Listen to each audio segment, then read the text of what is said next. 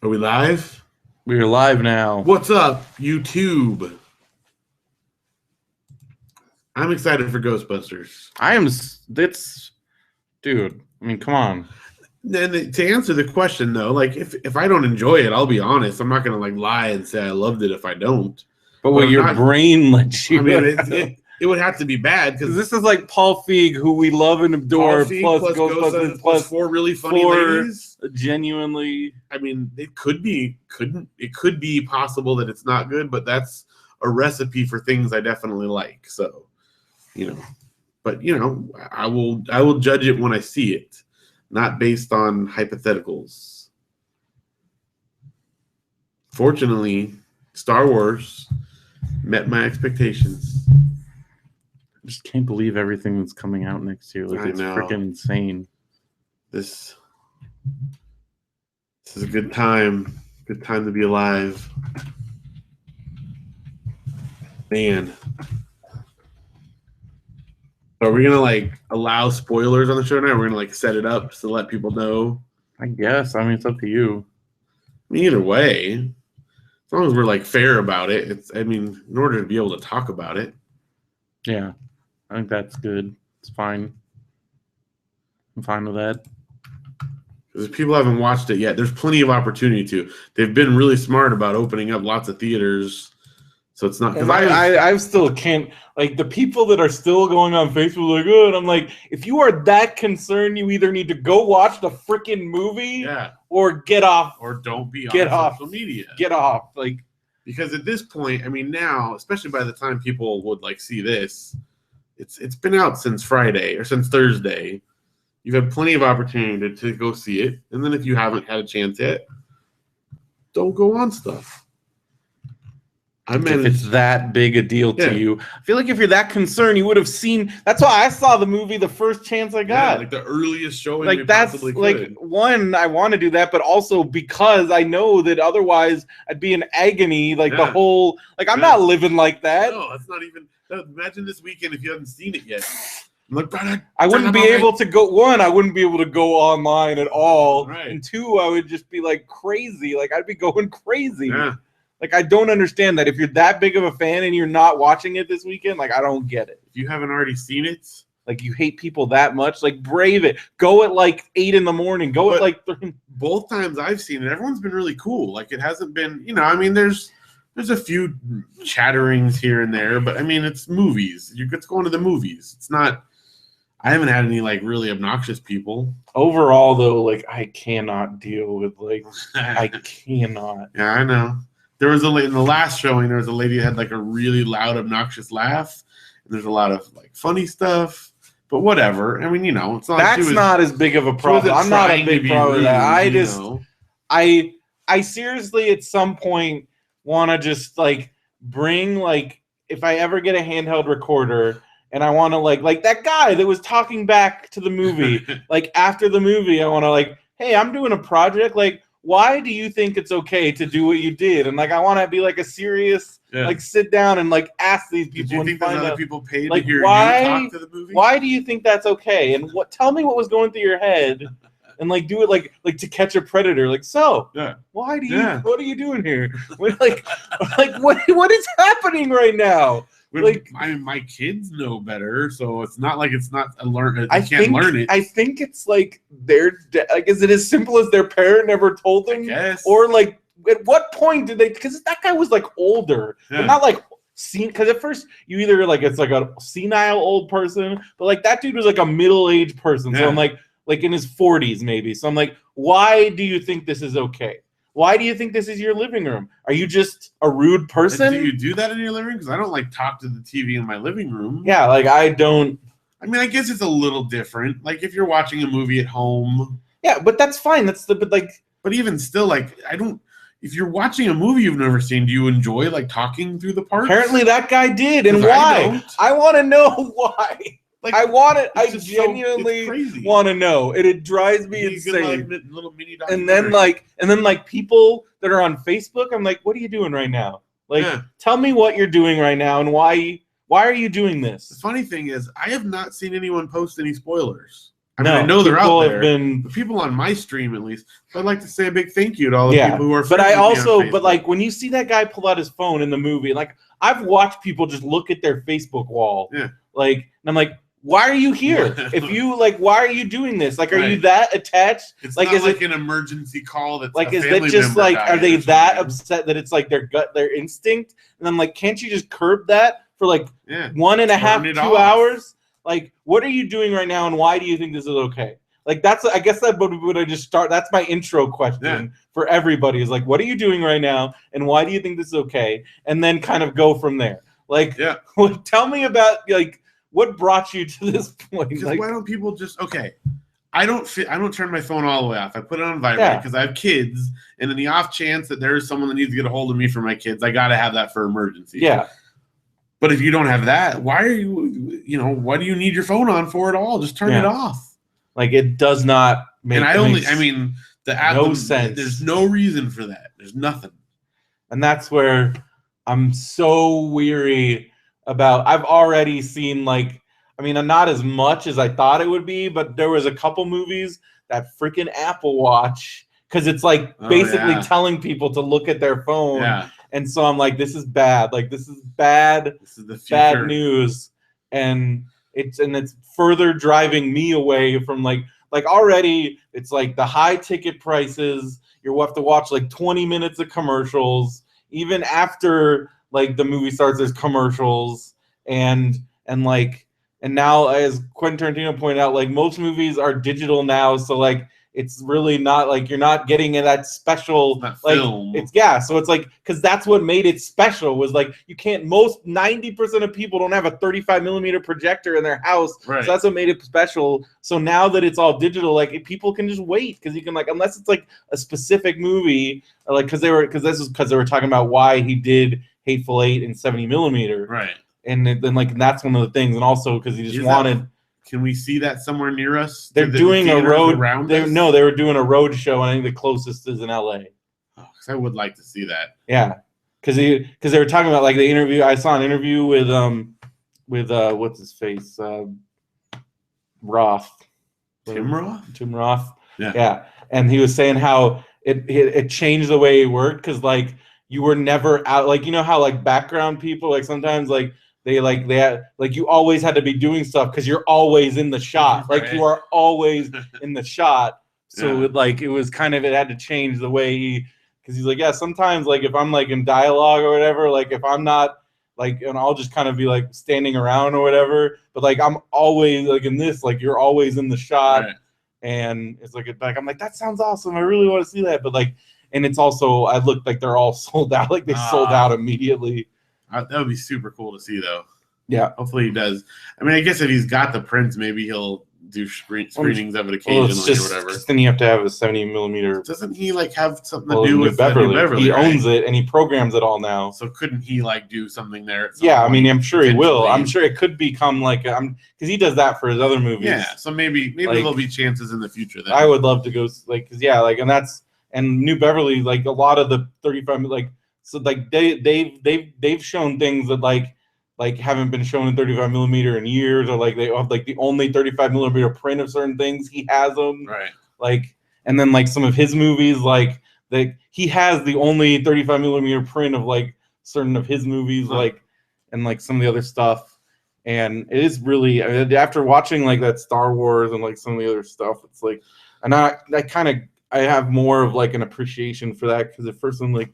I don't see, but now like the more I've thought about it, and then also the whole theater thing, and like, but yeah, I just want to talk to I want to talk to somebody, but I have to do it in professional, non-confrontational manner. What makes you think this is okay? What are you doing right now? Like, what's happening? You had like it'd be great though if you could like coordinate with the theater, so that like they would stop projecting the film, and you could just like go up to him in the middle of the theater, like tell us like. We're talking to the screen. Like, what's happening? Talk to me about this. Talk to me about what are you doing here? Just a total attention. Yeah. So, totally, like, why do you think this is okay? Well, because I bet you Alamo Drafthouse would do that because they're the ones that are ruthless. Yeah, they'll ban like they're because you've seen some of their like pre credit things, like those like went viral. Yeah. Like they'll 86 you permanently. Like that's why I'm like, oh, I want, like they're opening the one in LA, like I think they've said next year. They have a site, like it's downtown. I want to go there. I want to live there. I want to like I want something, because like ArcLight's pretty good, but I like that's the place where I've had the least problems, because they have ushers that come in like every like 10 minutes, right? And they're really good about it. But like other things, like they don't. I've gone and complained, and then like they've done nothing. Yeah, well. Like because there's been times where like the one time like it was this whole family. They obviously like they came in the middle of Ant-Man and then just started talking, and the kids were talking. And like the whole family was talking, and I was like, I seriously started accidentally kicking the kids' seats in front, and like nothing. And I'm like, this is nuts. Like when we saw Pan last week, there was a group, like a family, but they had all bought like popcorn and stuff, and they came in seriously like an hour into the movie. I mean, like what's the point? We've already watched a whole hour of this thing. That's just like kids were going to stay at the movie theater all day. Yes. I don't know, but I don't get it. I mean, to me, I get stressed if I miss the previews. Yeah. So, you know. Yeah. Some good previews in front of Star Wars. Yeah, except that World of Warcraft trailer that we didn't get to watch. Green. It was like freaking pink and green. Like, what is this? What's a pink band? I've never seen this before. I was like, pink band? Oh, what does this mean? And then we were like, we got a problem here, and I'm like, oh my god. What if they ruined Star Wars? Luckily, somebody did get up, but I think it was just that one trailer. But because it was normally nobody ever gets up. Like nobody ever gets up when things happen. What if like the opening crawl came up? If and it was all I would have demanded a refund. Yeah, I feel like there would have been a riot, and I would have demanded a refund, and I would have been like, "You're gonna restart the whole thing." And I know, but the problem is with those digital ones, like they can't because it's like on all this whole time unlock system. Because I've had one where it went bad, and then they did like, there's nothing we can do, so you just have to come back to the next showing. And I was so ticked off. But if that had happened for Star Wars, there would have been a riot. I would have started crying, because it's not like you can go to all the screenings are sold out. Kids and all the kids in the room like would have lost it. We waited 2.5 hours, and now it's other people have been waiting like all day. Yeah, we got we waited. You were at the end of the line. And that was so stressful. Lost their mind. What is this movie? Why is it? And then I'm like, this looks kind of cool. I want to see like what is. So now you know, pink band trailer is not a thing. Yeah, at first I was like, what is this? It's a good name for like a editing company. Pink band trailer.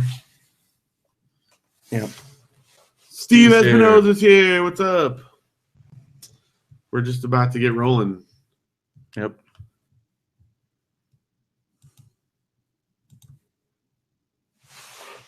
Steve, have you seen? Have you seen Star Wars yet?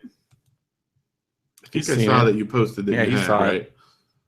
Hold on, I didn't need to fix this. Can't see what he's saying. It says camera. Affirmative. Very good.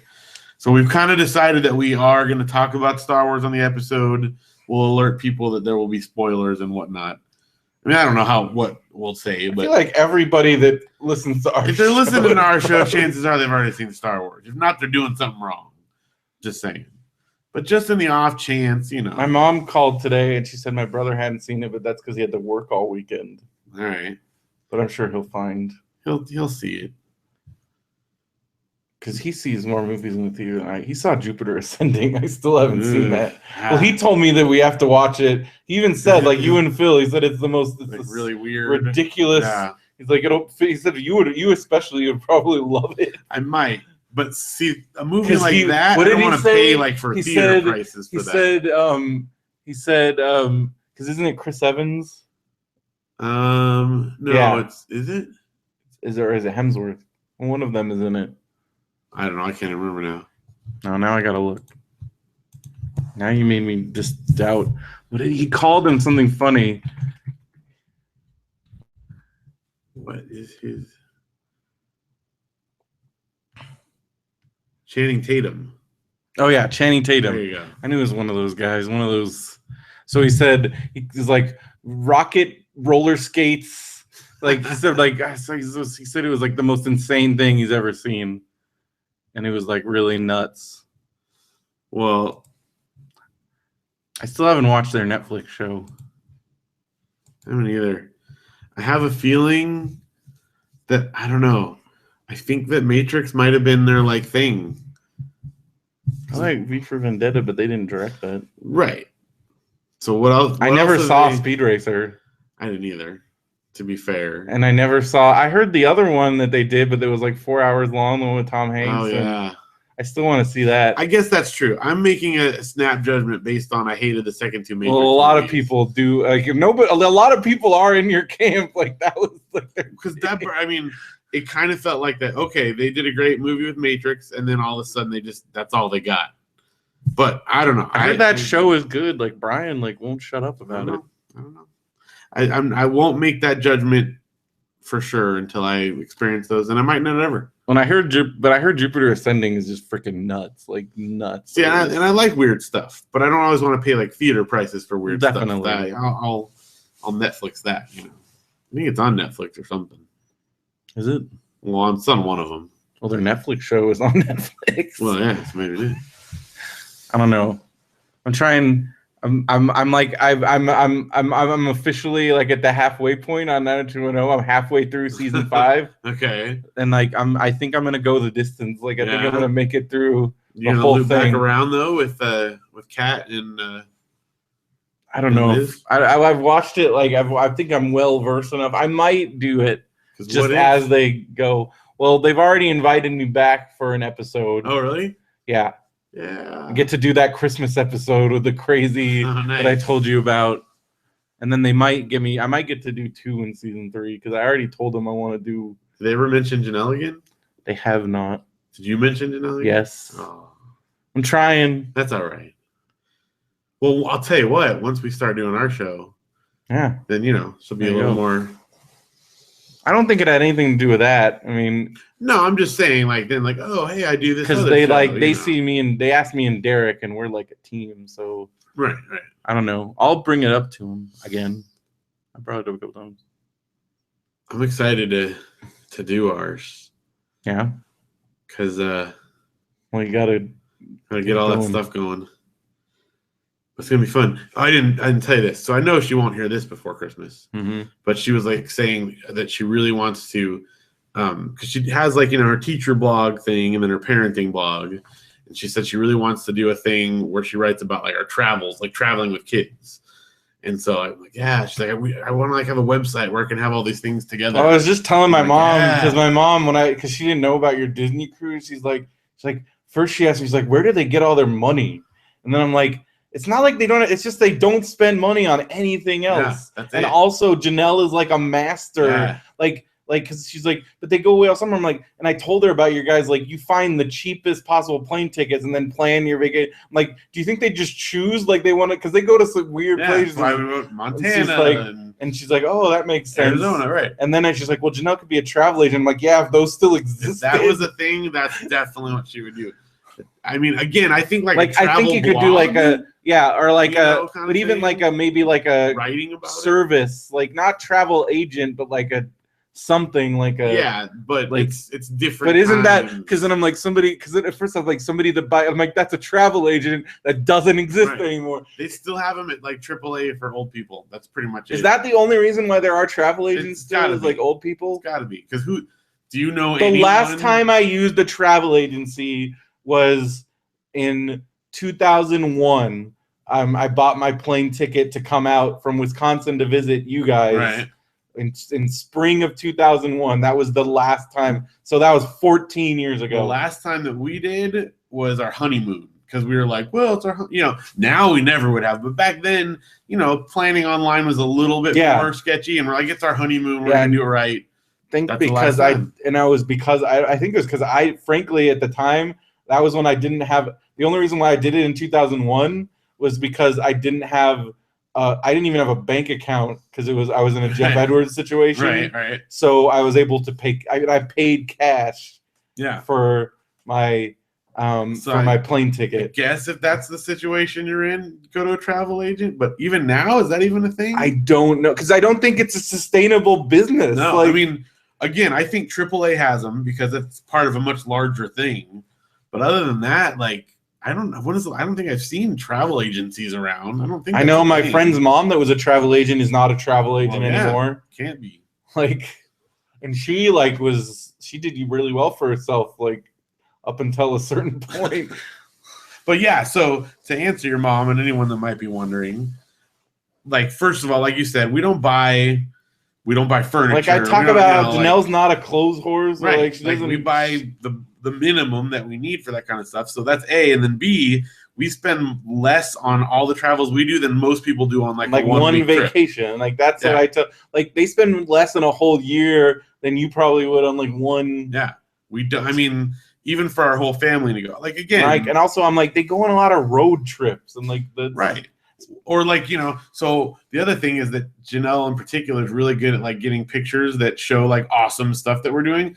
Like yesterday, those ones of us climbing banyan trees, we got like a pass to go to a bunch of botanical gardens. And that cost us. That's another thing where my mom thinks you guys are always like, right, but like that cost us for our whole family for a year was like $60 to go to any botanical garden in the country practically. So, I mean, yes, it looks like we're going to these great places, and we are, but most people spend more than that on like a night at a hotel room somewhere. Yeah.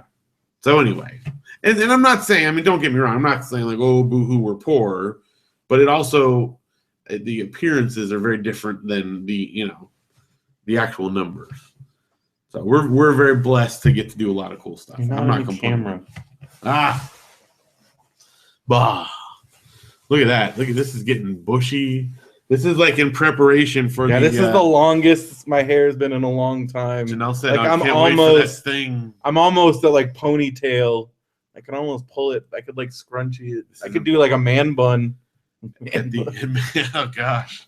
At the end of episode 200. I was really glad that somebody had posted it because people started ragging on Muse like now. And I'm like, Muse has been doing that with his hair since forever. Like so somebody found a picture from like 2000. Right. I think Muse himself, because like people kept posting Muse on Twitter like, oh, you man bun. And he's like, no, I've been doing like, I don't care. First of all, like it's convenient and easy. And like, because even one of our pictures from like D&D, someone's like, oh, look at that man bun. And like, he has been doing this forever. It should be called a Muse bun. Yeah, it should be called a Muse bun. Like that, he's been doing that for as long as I can remember. Yeah. So I think he supersedes the man bun. He's grandfather. I think he gets a pass. Yeah. Also, I think it works on him. Yeah, it works. Also, he doesn't want his like long hair just getting. And plus, especially for him now, he even said because of the baby, we all know like babies immediately grab. Yep. It's like Audrey used to grab my beard. And my hair. Like when I had long hair and beard, it was all like right there. I think I never tied it back because like my brother said, if you tie that back, I will murder you. like don't do it. We were just looking back through some, probably on Facebook. I think Janelle posted some, or you did, and so I was looking through like pictures. On your, well, it was for your birthday. Oh, I know what it was. So you posted that, but then I was looking through the whole like album. And I posted the whole album. But I thought some of them had been posted before. Yeah, but you added some new ones. Well, anyway, so looking through there, and it's some of your pictures of like your super long beard, super long beard, super long hair. Yeah. So this is nothing.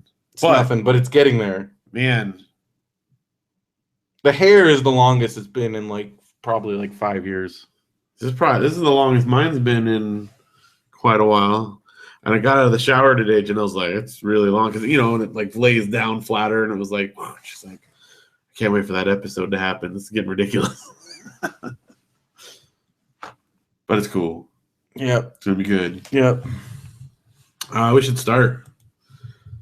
All right, just want to make sure I got everything set here. Was that you? Yeah. It was internal. Don't worry. Did we check the microphone? No, we did not. Should. Check. Yes. Hello. Ba ba ba. With Phil and Brendan. Okay, One of the weird things on the 90210 is now I think I don't know what they ran out of like those like, so they started recycling them because I'm like, I swear I've heard these before. So I went back to some season 1 episodes and I'm like, oh, they're just recycling these now, because there's this one that they play a lot where it's like, it's so dumb. It's like your China girls, because it's like, I wish that every girl I go around the world. And I'm like, this is not a song. This is like a fake song. And it's like, I've been around the world. I've been with every girl. And I'm like, that's not a song. It's not like looping back through. Yeah, they went back through their like stock free catalog. And I'm like, maybe they won't. People won't be binging these. They won't notice. Yeah, sure. Yeah, that's the first. It's 5 years later. So yeah, it's like whenever there's somebody like on the prowl, they play that song. So it's like, I've been around the world. I've been with every girl. And I guarantee you, if I type that, nothing would come up because it's not a thing. Nope. Again, like you said, China girls are. So there's got to be some like free song. Pack, or I mean, like studios will buy like license free music basically. But it's like, I want to find that and who is that guy that made Viola this terrible they song? had the tracks, but I know that there's more updated versions of it. But yeah, because if you were like at the Biola Film Festival, if there was ever a scary scene, there's like one scary song in there, and it was like the same one in every movie. Yeah, because there's that one, and then there's another one that I heard again, and I'm like, oh my gosh, this is the stupidest. Steve said it's music from the band. Here's some music. Unsigned for a reason. But yeah. I've been around the world, and I've seen every girl. And it's like such a dumb, like generic, like, here's a guy that likes girls. I'm a player. I'm a creeper. It's so funny. Oh my God. And then there's like they have this generic hip hop song that I keep hearing, and it's like ridiculous. It's like, this is what hip hop sounds like. These are my beats. Hippity hippity. These are the things I say all the time. There you go. Yo, what? Yeah. Like that's it's ridiculous. Speaking of which, has anyone contacted us about Phil and Brendo's end credit rap? Not yet. I think we need a website. We need a website. Phil and Brendo's end credit rap. I want an indie film. I mean, I'd be happy with that. Just that can be right in the Phil and Brendo's Everything But Food store, which we decided if we do open it, we can open it at the Redlands. The Redlands thrift store. At their open market, because the video game guys closed. Yeah. We could do it. Just do our whenever we want to. I want to go back there when that collectible guy is open. I told you there's cool stuff there. He had so much wrestling stuff. Yeah, a lot of video games. And he was like very nice the last time I was there. So, featured in 90210. Exactly. Yeah. Now I have that song in my around the world, seeing all the girls. It's just so dumb. What if like just someone who does a short film, like a student film? Maybe we could like reach out to student films. I want to do an end credit rap so bad. Because I'm telling you, after we did it last week, I went and like watched some more online, and there's no way that the stuff we do is any worse than the stuff on half of those movies. We'll go to like a film festival and pass out our cards. Yeah, Phil and Brendo's end credit raps. Like, want to make cards.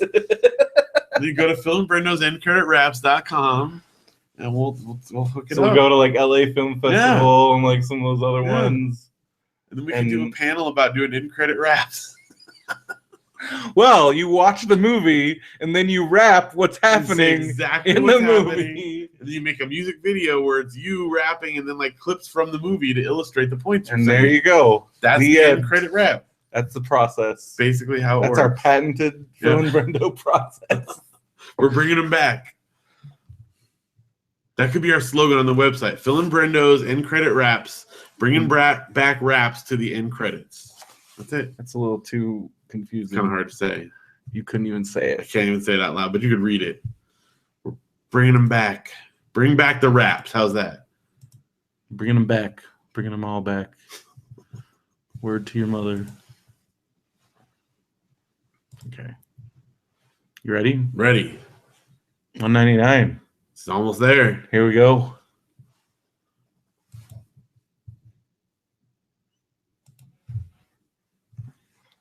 Hello and welcome to another episode of Radio BrendoMan. I'm Brendan Creasy. And I'm Phil Vecchio. And it's $199. $199. Are you out of your mind? Isn't that a thing? Maybe. Like on the pizza? Sure. Could be. I don't know. Yeah. I feel like come on down. Now down $199. You out of your mind? $199. Are you out of your mind? Could be. We're still on that. We're like rapping commercials. Dude, Star Wars happened. Yes, it's Star Wars. You've already seen it twice. I've seen it twice now. I've only seen it once. We should say right off the front of this episode, we may or may not be saying spoilers. Gonna be some spoilers. So just if you haven't seen it yet, we were saying before the show, if you're a listener of the show, you've probably seen it already. Chances are, because you're our people. But in the off chance you haven't gotten to yet, because you're like in a, I don't know, you had to work like what do they call it when they work like 4 10-hour shifts in a row or whatever? Crazy. Yeah, like if you're a firefighter, if you're a firefighter, an ER nurse, if you're one of those and you haven't gotten a chance to see it physically, not possible, then stop this podcast, go see it right now, and then come back. Okay. Oh, you're back now. Okay, good. All right. That was great, right? Man, that was crazy when Jar Jar came out like right at the beginning and it was like, Misa gonna watch the movie and then with they you? just mow him down with a machine laser. That'd be pretty awesome. That'd be cool. But I have to admit, when they flew at the end, like they flew to the water planet. Yeah, weren't you worried? I was like, oh no. I swear, if they end this movie, then going to like the Gungan planets, and there's like Jar Jar Binks at the very end, I will lose my mind. Espinosa, Jar Jar was Kylo Ren. Misa avenge you, Annie. Misa avenge you, Annie. What if Annie, because he was friends with them, right? What if what's the big bad guy's name? What's that? Like Andy Serkis's the big bad dude. What if he Supreme Leader? What if he peels off his skin? It's Jar Jar. You saw. It was me all along. It was me all along. And he's because like the Gungans don't age, so he would be like 100 years old or whatever. Like, you saw. That's why he's like training Snoke. Kylo Ren. Snoke, yeah. He was training Kylo he's Ren. Like I couldn't do it, but That's why he wants to hunt down Luke Skywalker. It's the long con, man. You say people gonna die. I've been reading some crazy stuff on the internet. Yeah. There are people that think that what's his face? Max von Sydow at the beginning. Yeah. There's people because we don't know who that is. Right, just a friend of the. Well, he has a character name, but we don't he could have changed because they said he's an old friend. I think it's just a throwaway character. Yeah, just to have Max von there's Sydow people saying that that's Boba Fett. There's people saying all kinds of crazy. Let's try to think about who could be old. But I still don't think Boba Fett's he's come on. No, let's get over that. He's gone. The Sarlacc, he's being digested for But he had his jetpack. Still. But it malfunctioned. Didn't it get shot or something? Well, he hit him in the back with like the stick thing. Yeah. Like he hit. But and then people are saying, "What if it's this guy?" And then I made Derek laugh because they're like, "Well, he got to be something like what? He's like Mon Mothma's boyfriend or something." Do you know? This is like a sidetrack, but there's only 2 women in the original trilogy that have speaking roles and a name. Yeah. Do you know who they are? Leia and Mon Mothma. Oh, sorry. Besides Leia, two like side characters. Mon Mothma, and then isn't there like a woman in the control room that talks?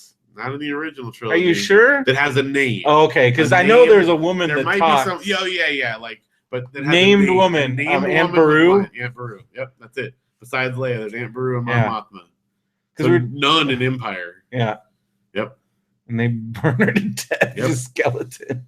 Which I thought, okay, so the fact that they have like the flamethrower guys in this one, like that's totally what they did. So you get to see that in action. They just didn't show it. Yeah.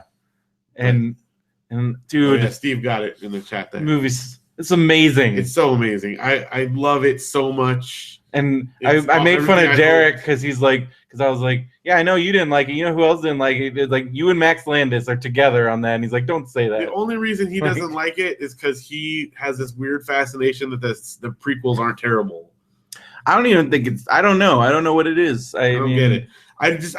I don't see. I don't need that kind of negativity in my life, and it's not that I'm like you can't not like it. I'm not gonna argue with about it because like I don't get enjoyment from that. And he's not out there being like, but like because like he didn't he's being like, not that you have to not say your opinion, but like he just doesn't even want to bother. Whereas. But like, and then like Max Landis was like very surprised that he's like, why do you people care what I think? Like, and I'm like, I agree with you. Like, I don't see why people like. How does that affect your enjoyment of the movie that he didn't like it? I'm like, I'm fine with people. That's fine. That's totally cool. I mean, and me and Derek and John, like we hung out today and like we had a discussion like, you know, okay. I mean, like I hear you, but like that's fine if you want to. And like because. Like some of the things he said that I've heard is like, oh, it's just copying like New Hope, and I'm like, even the formula freaking works, man. So like what? And like, because he's like, well, at least they tried to be different than the prequels. I'm like, yeah, they were fucking terrible. Sorry, that's when all like the curses just come out. It just comes out. They were different in the worst way possible. Like. I don't know. To me, I mean, yes, I definitely. She's like, yeah, they went to a water planet and we got Naboo and it sucked. Yeah. And like, oh, they went to like that new thing. What was that? Like the freaking like Genosis or whatever, the frick and all that other. Yeah, all those stupid. Yeah. And like, that doesn't I don't matter. need all that crap. Terrible. And like, as Mason brought up, he's like, dude, I just want to burn the prequels to the ground. Like midichlorians, all the clones being descendants of Boba Fett, all the other, like, I don't want any of that. I don't burn all that to the freaking ground. Like Anakin creating C-3PO. Like, I just burn all that. Like, just cut it out. Just let's never speak of it again. And I feel like JJ has started us on that path.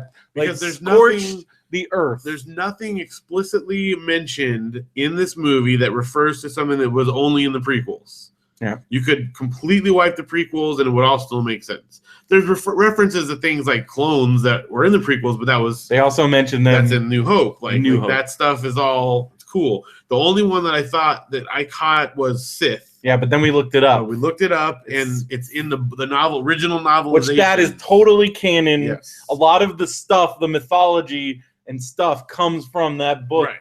Like so that, and that's been out there like since before A New Hope came out. Yeah. So that all counts, but that did give me pause. I had to go and look because I know they didn't say the word Sith in the original trilogy. Yeah, but I felt I knew that word. All the new, it had the again, we finally have new characters that we care about. Yeah. We have a real villain. Because like I was worried they were gonna Darth Maul him. Because I'm like, oh no, is he gonna kill him off? He's gonna kill him. And they didn't, thank goodness. And freaking Adam Driver was amazing. Yeah.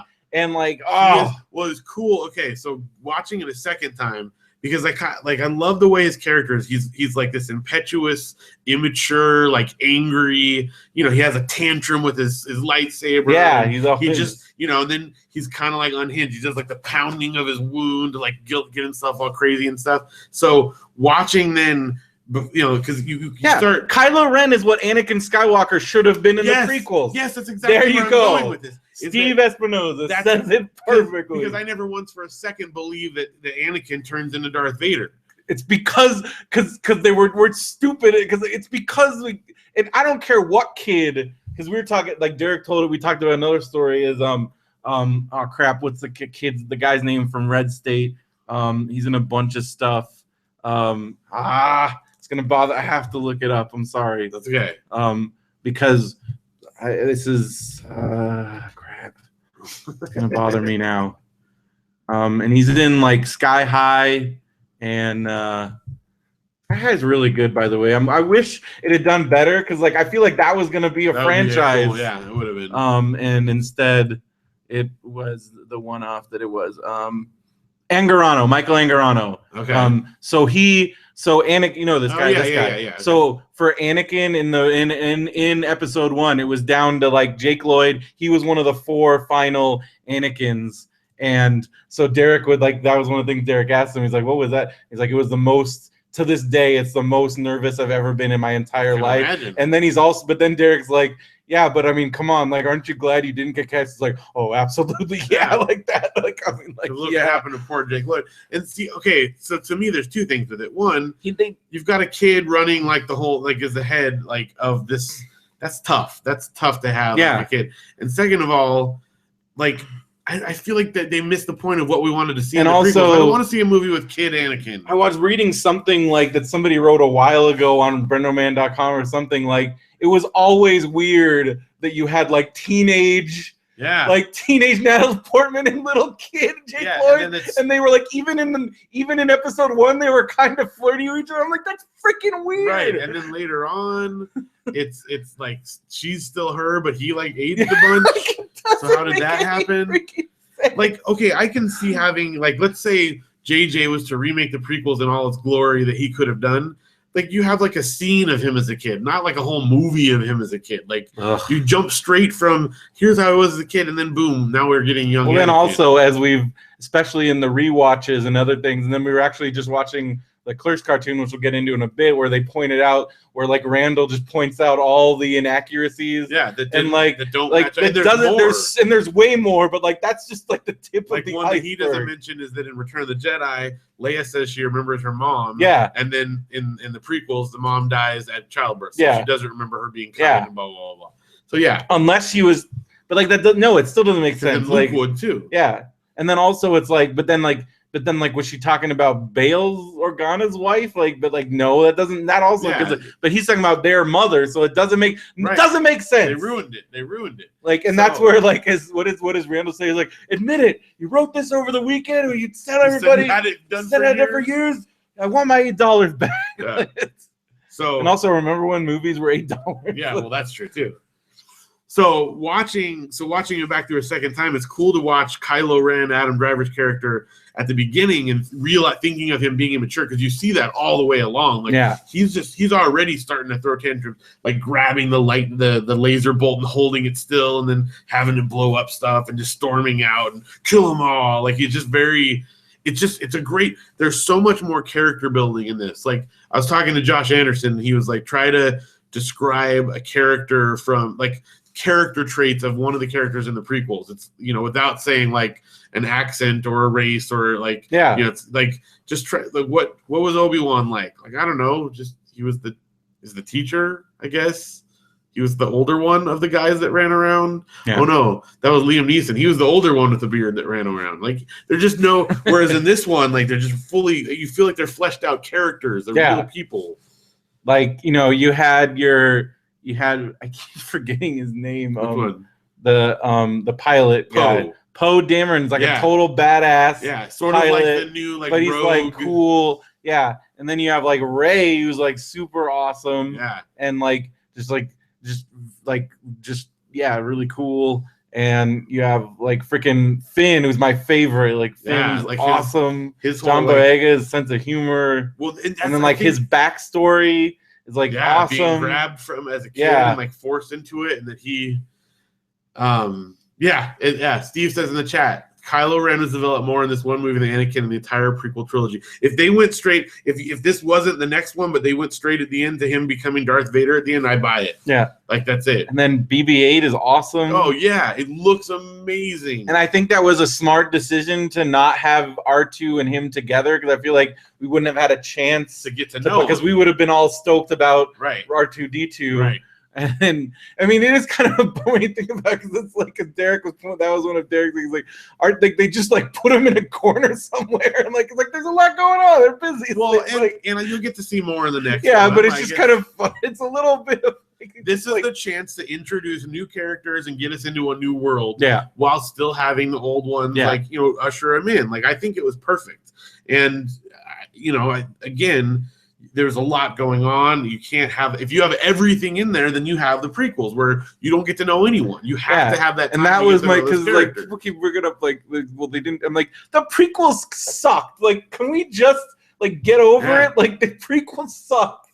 Why would we even want to like reference like use any like like forget the prequels. Like, just forget them. If anything, this is where you learn your lesson. They say, if you don't know your history, you're doomed to repeat it. Well, JJ knows his history. I'm like, the things that you're talking about you wanted to happen are what they went in, like going into that was their attitude going to the prequels, and look what we got. So like, yes, we're going back to the monomyth and Joseph Campbell and all that stuff, but like, you know what? It freaking works. Yeah. And it's not like again, like people keep saying like, well, New Hope was this brave original thing. I'm like, no, it wasn't. It was George Lucas. Like, there's that crack. Like, George Lucas just took the best of these things and he took what he knew worked and he had this developed structure and he made it. And like, I'm not saying it's good or bad. Like, sure, I mean, like, but like, I mean, there's nothing new under the sun. I mean, come on, well, like, right. I mean, special effects wise, there was a lot of brave new things. It was the best looking Star Wars movie.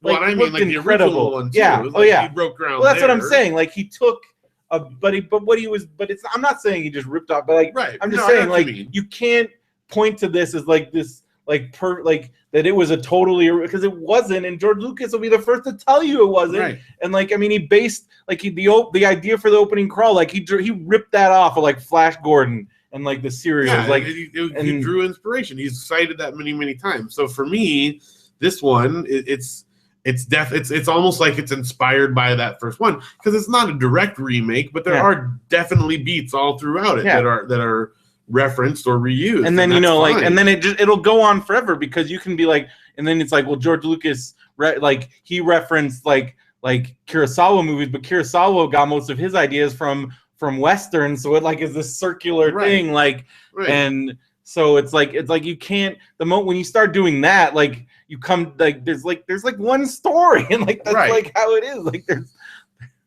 so I don't know, I think there's enough in it, and like that is new and exciting, and like I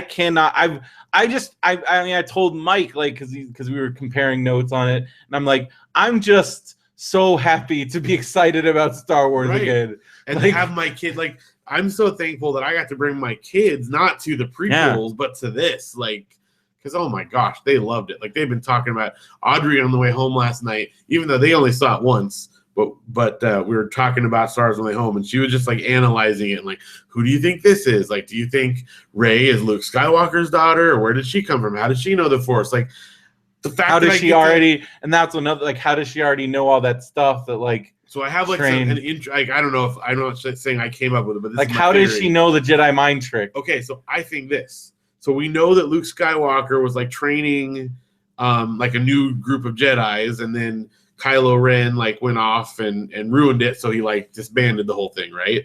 So what if she was at a very young age, he was like training this, raising up this new group, and then they dumped her off at, with like a foster family to get her away from it all, so she had like some of that early training in her, something like that. I'm down for that. I mean, that I don't know, it could be. I just it's one possibility, because he doesn't, because if Kylo Ren went that bad, then he's like doubted everything that he was doing, and so like, and it is possible, like, Jedi can, I mean, like, they could like wipe her or something, like, something. Well, because she was very young at the time, so she might, and we don't know, she knew about Luke Skywalker. She might have known him from myths, but she also might just, have known who he was. Wouldn't she have said that immediately? Like, maybe I'm a Jedi. Maybe she's being coy. Like, I don't know. Like, because she would have known. Because she didn't know. If she like, I feel like she would have.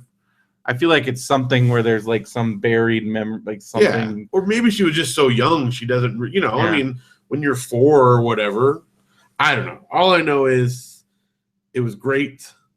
And the fact that I get to have maybe it was a traumatic experience for her. There you go. Yeah.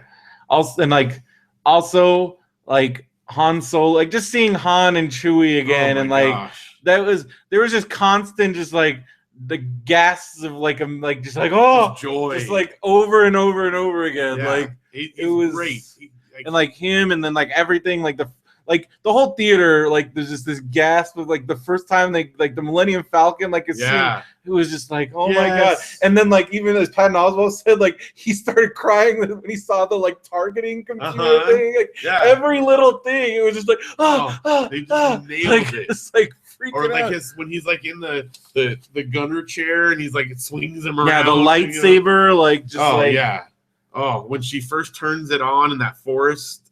And like she steps into, because you have Finn, who like is just trying to defend her, and he's just slashing around. He doesn't know what he's doing, and then she turns it on, and you're like, yes. Because I realized there was probably girls that wielded lightsabers in the prequels, but that doesn't count. Like, we got a girl Jedi now. There was girl Jedi in the prequels, and that doesn't matter. I don't care about that. We have a girl Jedi finally. Yeah, those none of that counts. But just every there was just so many fantastic. And then I don't know if you caught this, but when she fires up the lightsaber, like she holds it up and it plays Luke's theme. Yeah. And then that's the thing about the Star Wars movie. That music, like there's something just the cues, like it's just so overwhelming. And like again, like I've seriously brought this up, but like for us, like. And like, cause like a lot of people don't get it, and I had to explain. Like when you explain it, though, it makes sense. Cause like Star Wars hasn't for us, especially like our generation, like, it has encompassed our entire lives. Yeah. Like my very first memory period is watching Jedi in the theater. Like my first thing I remember out of anything in life is in that theater. So like Star Wars has been there my entire life. So like this. Like I'm sorry, I will not like I can't get like it's in our blood, and like yes, we're biased. Like yes, like I will be the first, but it's in our blood. Like it's just part of who we are. We've grown up with it our whole life. And unlike I don't want to sound like uber nerd, but like some of us, like you and myself, like we never forsake it. Like in like after the initial run, like things kind of went dark for us, but we kept that going. Like we kept like. I feel like we kept the torch, we kept the Force alive through the dark time. Like, it surrounds us, it flows through us, and it binds us together. But it's true. Like Star Wars is a part of our fabric of our being. Yeah. So I was talking with Jeff and Janelle though in separate conversations. But one of the great things about it that I think JJ has proven before he can do is that Janelle doesn't have that. Even though it's been around her whole life, she grew up in a family of all women. She still has not watched the entire trilogy, not special edition, all the way through. I've not been able. She's watched all of it mostly in different chunks and stuff, but she just has never cared about it. She never watched. She didn't see a single Star Wars movie till the special editions came out.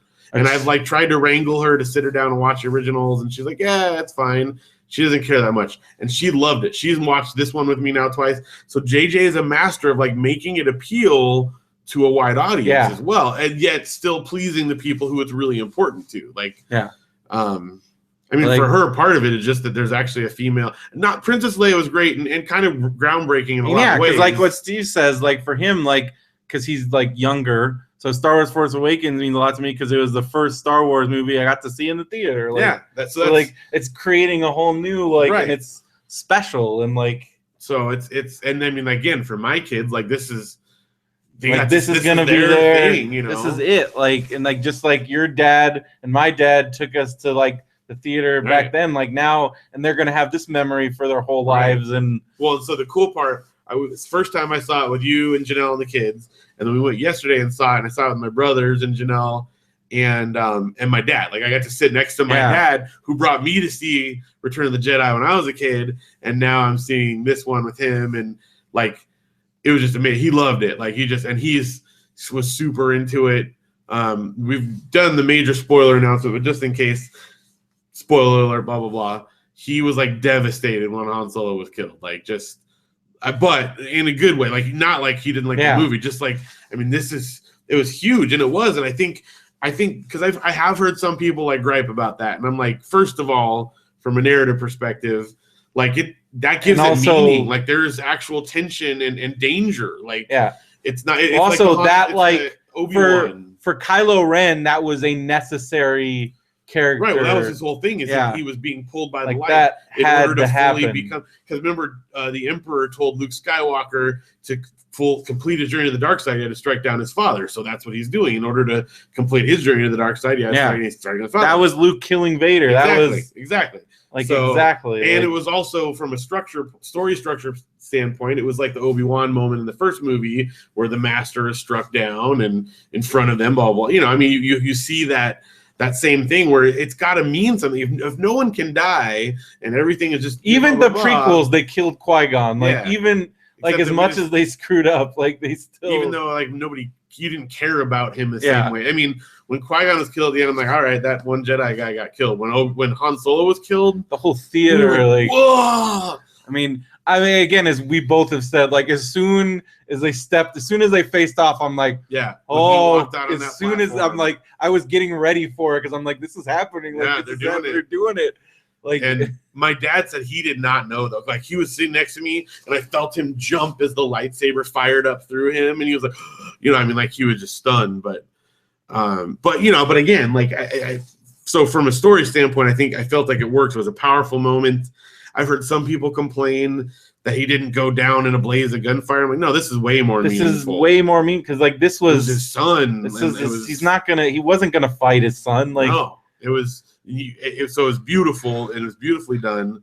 But then from a real life standpoint, I've said this to you before too. Yeah. He's 73. Yeah. And what if he died in between now and the next one? And also like, and they always like he's never wanted to be like that was definitely part of his contract. Like and now because like he didn't.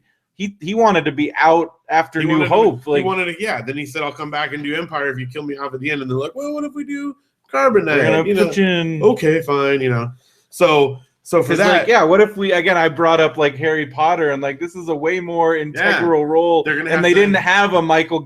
They don't have a Michael Gambon waiting in the ring. Oh, here's this other guy that looks kind of like Harry. Like you can't do that. Well, and so then they got to write him out like sitcom. Yeah, style. and then Chewie going Rambo and Kylo and the Stormtroopers was incredible. Oh, dude, yeah. But if we lost him in real life, they'd have to write him out like sitcom style. Yeah. Be like, Han Solo went off to smuggler school. Yeah, like we got an amazing send off for Han Solo. And I hope he doesn't. He was so good. Oh my gosh. And now, like I told you this, I'm like, I'm with Steven Spielberg. Like he's still Indiana Jones. Yeah, like, absolutely. And then I'm also like, they didn't need Indiana Jones' son in Crystal Skull. Like, why didn't they just have him? Like he did. It's like, true. He can still. He was awesome. He was still like running around blasting stuff and being awesome. Yeah. And his quips. And he was funny. Oh. He was so funny. So good. It was Han Solo. It was great. And like you said, like that's what also with the prequel, like it had the humor again. Yeah. It was back. It was like there was no humor in the prequels. None. What humor was there was cheesy stupid. And bad. Was Jar Jar. Used to say people gonna die. Yeah, like it's not funny. It's dumb. Yeah. And this one had so many great jokes and but not just like slapstick, but just humor built into the situation. Yeah. And like all the stuff with Ren and Finn and like that whole intro and like where he's running to like rescue her and she just kicks all their butts and then he stops but she's looking at him and he then she comes out that whole bit was just so great. But it also simultaneously is like great character development. You see, this is a girl that does not need a dude to come rescue her. Yeah. And he's like, but he's a good guy. Like, Jordan will try to help, and then he's like, it's like even like I love like that scene with him and Poe where he's like, you completed my mission. Like you're like because like he probably wasn't like that was the last person he's probably like he's a freaking stormtrooper but like he completed a mission. He looked after BB-8 like he's a good person. And you're like, and I cannot wait to see what this group because I mean. Again, it's so much just, also. And instead of stereotypes, just include a diverse cast. You are so much. Yeah, again, that's like the opening of that movie. And I was like, what's happening right now? Like I was, and like that moment never happened in this. Definitely not. Like, I mean, you're right. Like you say it, Steve, like, it was an actual. I mean, there were females. There were people of various. There was a dude from Lost. Like there was a guy from Lost. Yeah. But there was a lot of JJ. Like Greg Grunberg. Yeah. Greg Grunberg got to fly an X-wing. That was our other thing. Like that's his reward from Felicity. Like he's stuck with JJ because he's like you stick with JJ, you get to fly an X-wing. Like that's pretty awesome. Yeah, it's good to be friends with JJ. Yeah. So I mean. He just did so many things so well. And I mean, I do feel like in the original trilogy, you go back and watch, Princess Leia is a strong female character. Yeah. It's not perfect. Yeah. And again, like we said, she's fighting, she's shooting dudes, she's blasting guys. Right from the beginning, she grabs the blaster. And she right in the beginning, she's getting in Tarkin and Vader's face. Oh, yeah. Like she gets tortured and she's still like not. She holds up.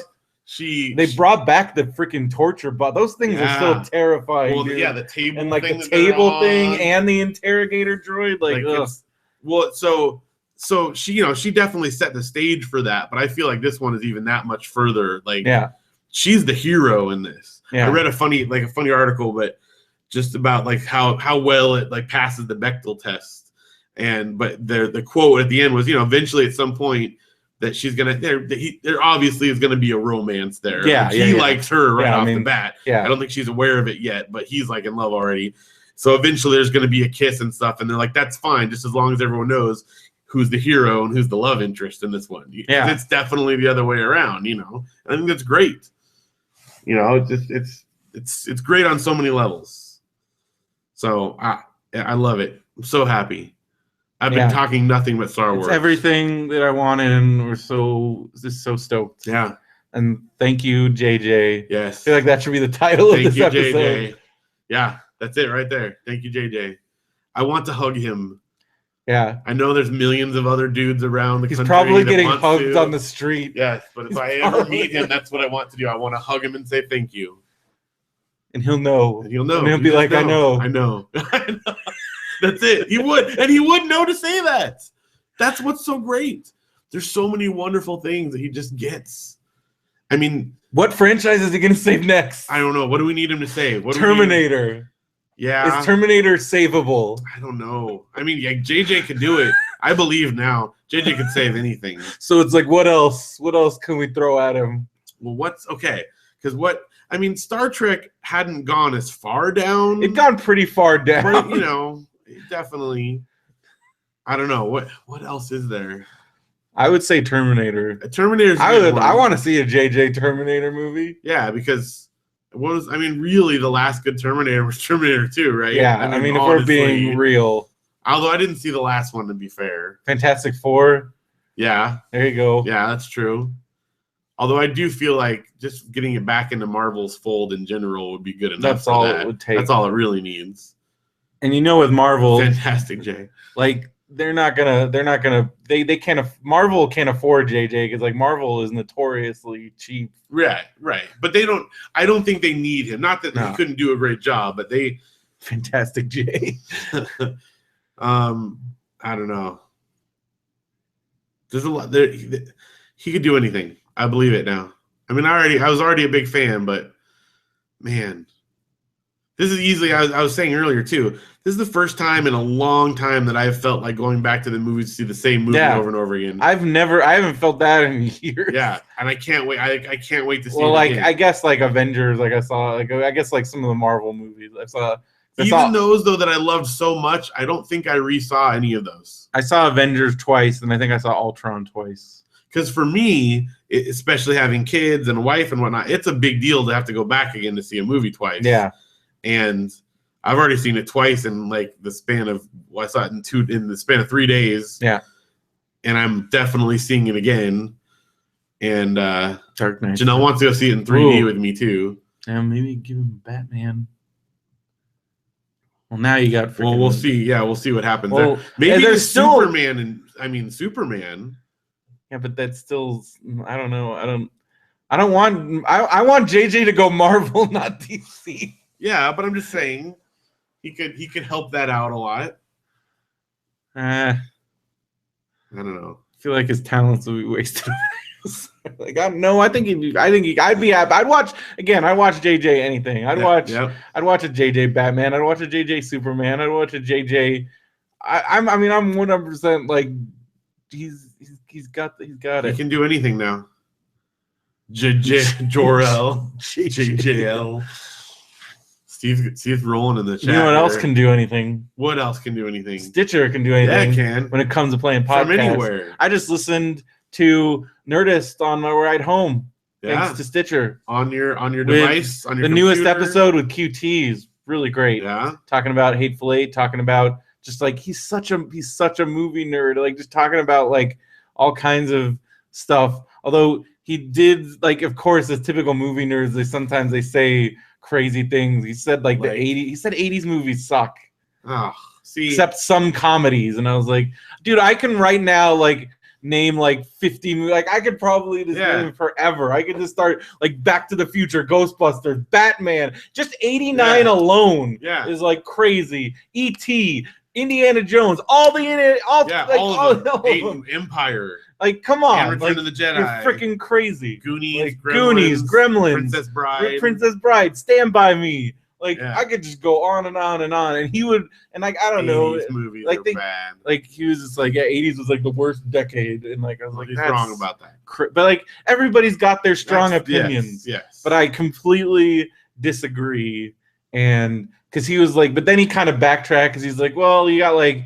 Because he Karate Kid. Well, because he was talking. Because then he talked about a bunch of comics. So he was like Airplane and like all those movies. So he's like, I guess there's something because like, but like, and it was, but still, it's like everybody's entitled and like and at least he's got like his like he can like cite things and like whatever. But I disagree. But it's still like at least it's not just like he's throwing things out there. But it was really good, and I listened to it on Stitcher. And if you haven't listened to stuff on Stitcher yet, if you don't have an account yet, go to radiobrendo.com, click the Stitcher. That's his thing. Is the beginning of mainstream. Like I get that. Like, but still, there was a lot of That's when like because you coming out, especially in contrast to the 70s, right? When you have like a huge indie, like it was just a huge. So I mean, I guess but like that was bound to happen. Yeah. Like because there was money to be made. Well, like it's been very cyclical throughout the history of film. Because without that 80s like thing, and he even said like where his like him and Kevin and Rodriguez and like those guys like they came out of that, and without that 80s mainstream, and it does, and he even brought up how it parallels music too, like there was that alternative, so like you had to write without that big mainstream wave, there wouldn't have been that 90s like indie wave, we wouldn't have like that, like the kind of that counter, yeah. And so Stitcher is like is a great place to learn all of this stuff. You can listen Stitcher to all is just stuff. like the 80s. And go to radiobrendo.com, click the Stitcher link. If you haven't signed up for a free account yet, use the code BrendoMan when you do. Be sure to thumbs up our show on there, rate it, review it. Also on iTunes, we appreciate that. 5-star iTunes rate and review. Appreciate those. And you can listen to all kinds of podcasts on Stitcher, such as the Benview Network. Go to benviewnetwork.com. Also, to check out all those podcasts, got tons of them. A brand new Benson's Boombox. Got Pillagecast is not new, but someday. Classics. Popsicles, brand new Popsicles. And Star Wars Nerds Unite, if you want to hear even more. They did their big in-depth wrap-up episode. Yep. You got Extra Damage, a good friend Josh, talking about the video games, and you got Dinner Party Small Talk and Flagons and Dragons if you're into the D&D thing. So many good shows, so many to choose from. Check it out, BenviewNetwork.com.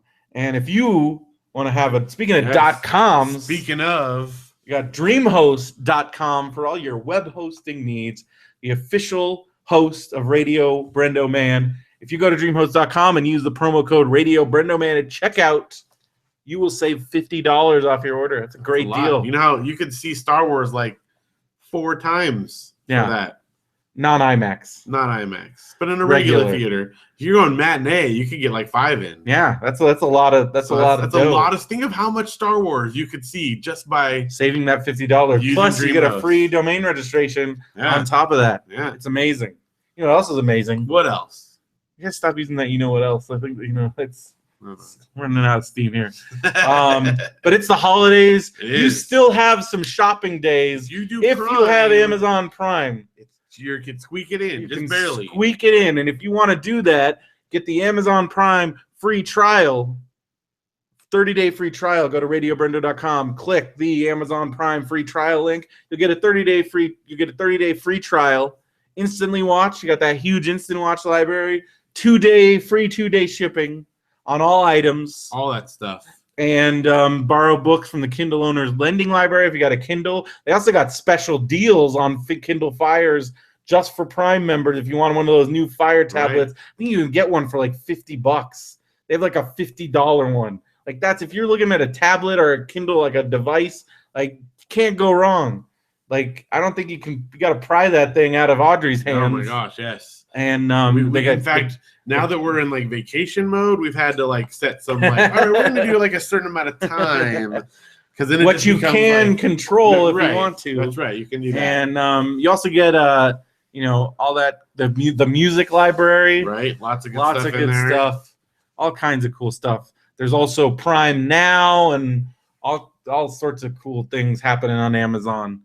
And speaking, if you already have Prime or you're not quite ready yet or something, but again, do all your holiday shopping through Amazon. You'll be helping out the show by clicking on our Amazon link. Before you go to Amazon, go to radiobrendo.com, click that Amazon link, and we got a lot of stuff. Yeah, and if you do, we'll read it out on the show anonymously, as always. We got on Amazon Instant Video, we got Kung Fu Panda. So I'm getting ready to watch the third one. I actually got when I bought my Secret Santa stuff, I got a code, so maybe that's somebody else got it too. For Kung Fu Panda? Yeah, they just gave me a code for Kung Fu Panda. Well, they're probably trying to get people hyped up for the movie. Yeah, I guess. Okay. So random. I didn't get. I like Steve's slogan. Amazon is amazing. Amazing. Amazing. We got in apparel, Spirit of 76 Kiss Band adult T-shirt. So a Kiss T-shirt. So I'm getting a shirt. Touchpoint men's knit Shima glove. It's like Shima. A glove, like for snow. Shima? Oh. Yeah, like a little snow glove. Yeah, touchscreen capability. Oh, that's cool. So yeah, it's got these little grips. Also, so maybe someone's like working out in the snow. Yeah. And they have to be able to touch their devices still. Something. It's pretty nice. Maybe someone works at like a ticket booth. We got in the book section, Joy's in Charge from Disney. It's like a Disney Joy from Inside Out. Inside Out. We got Mad, Spy vs. Spy, an explosive celebration. Is it the one that I got? I think. I mean, that I got at Comic-Con that you gave me. Oh, it's a different one. But okay. I love Spy vs. Spy. And we got the Bing Bong book. Another from Bing Bong. Inside Out. Bing Bong. Does that immediately make you like? Yeah, it kind of makes me tear up a little bit. We got the complete book of script writing. Oh. Somebody's working on the screenplay. Nice. On DVD, we got Captain America: The First Avenger. That's the first one. That's the first one. And we got Cloudy with a Chance of Meatballs 2 on Blu-ray. 3-disc combo. Which includes the 3D Blu-ray. Oh, okay. Plus an ultraviolet digital copy, plus a DVD. Dude, what do people do with those DVDs that come in Blu-ray DVD? Is it like if you're in the car, like people with like car DVD players? Well, see, sometimes we've gotten them because that's the cheapest way to get it is the Blu-ray DVD pack. And we get DVD, so yeah, so I don't know. And then in health and personal care, we got a new ear triple value digital hearing amplifier. So is this like a hearing aid? A hearing aid, I think. Huh. You can get everything on Amazon. Yeah, that's a hearing aid. Dude, you can buy anything on Amazon. Dude, look at the discount. That's crazy. These are $220, $36.73. It's $184 savings. How is that? That's nuts. Buy it on Amazon. They're rechargeable. It's pretty cool. Sweet. There you go. Amazing. And then we got a Darius 120-piece deluxe art set. Okay. We got Heritage Arts Artist Sketchboard. But that sounds like a Christmas present for an artist, maybe. We got Kinsey Sport Fruit Infuser water bottle. Sport Fruit Infuser? I think it's like for you put like stuff. You can put drinks and like infuses. You put fruit in there. Like a little thing thing in the middle. You put fruit in. Cool. And then it infuses your water. Maybe that's what I could do with persimmons. Ew, persimmons water? I don't want persimmons water. What if I did? What if that was like Phil's persimmons water? Phil's persimmon water. Would people buy that? I don't know. We got 12 orange poly baseballs. All right. Someone's playing some sports. And we got a Fiasco role-playing game. Ooh, that sounds cool. Yeah. Like that. Fiasco. Sounds like a disaster.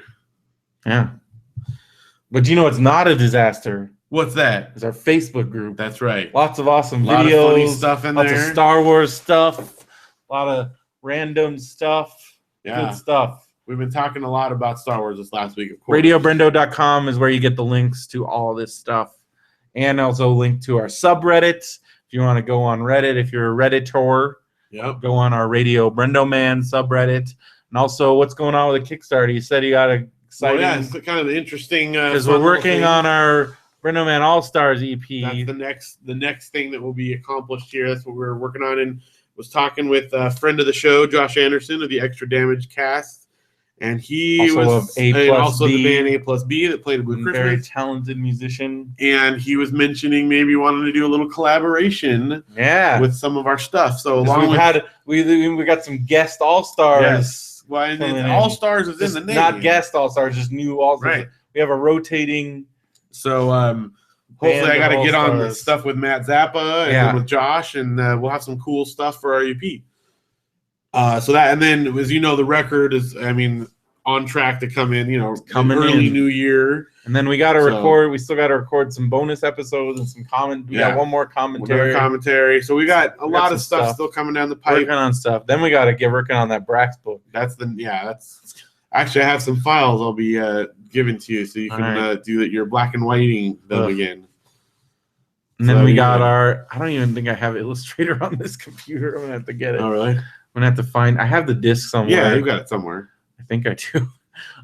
We got our Clicker Heroes clan. It's the name of it. I don't think I even mentioned the name last time. It's Radio BrendoMan. Right. I think we have one more slot. Going well still. It's going awesome. They keep adding new things to the game, so that's been fun. And they've added new achievements and some other things. They know how to keep you hooked in. They're very smart. And then our gift exchange was a complete success. Everybody is sensitive. I don't know. I haven't gotten your second. Yes, hasn't come yet? Gift. No. You have tracking? Did you send it through Amazon? It's through Amazon. So does it have tracking? I will double check. Because I haven't gotten it. Well, it's coming. And I'll have to go look. Steve got his first one, but he's got some other stuff still coming, Steve. Okay. So I don't think I cheaped out on you. What did he get already? Well, a Funko Pop Andre the Giant. Oh, nice.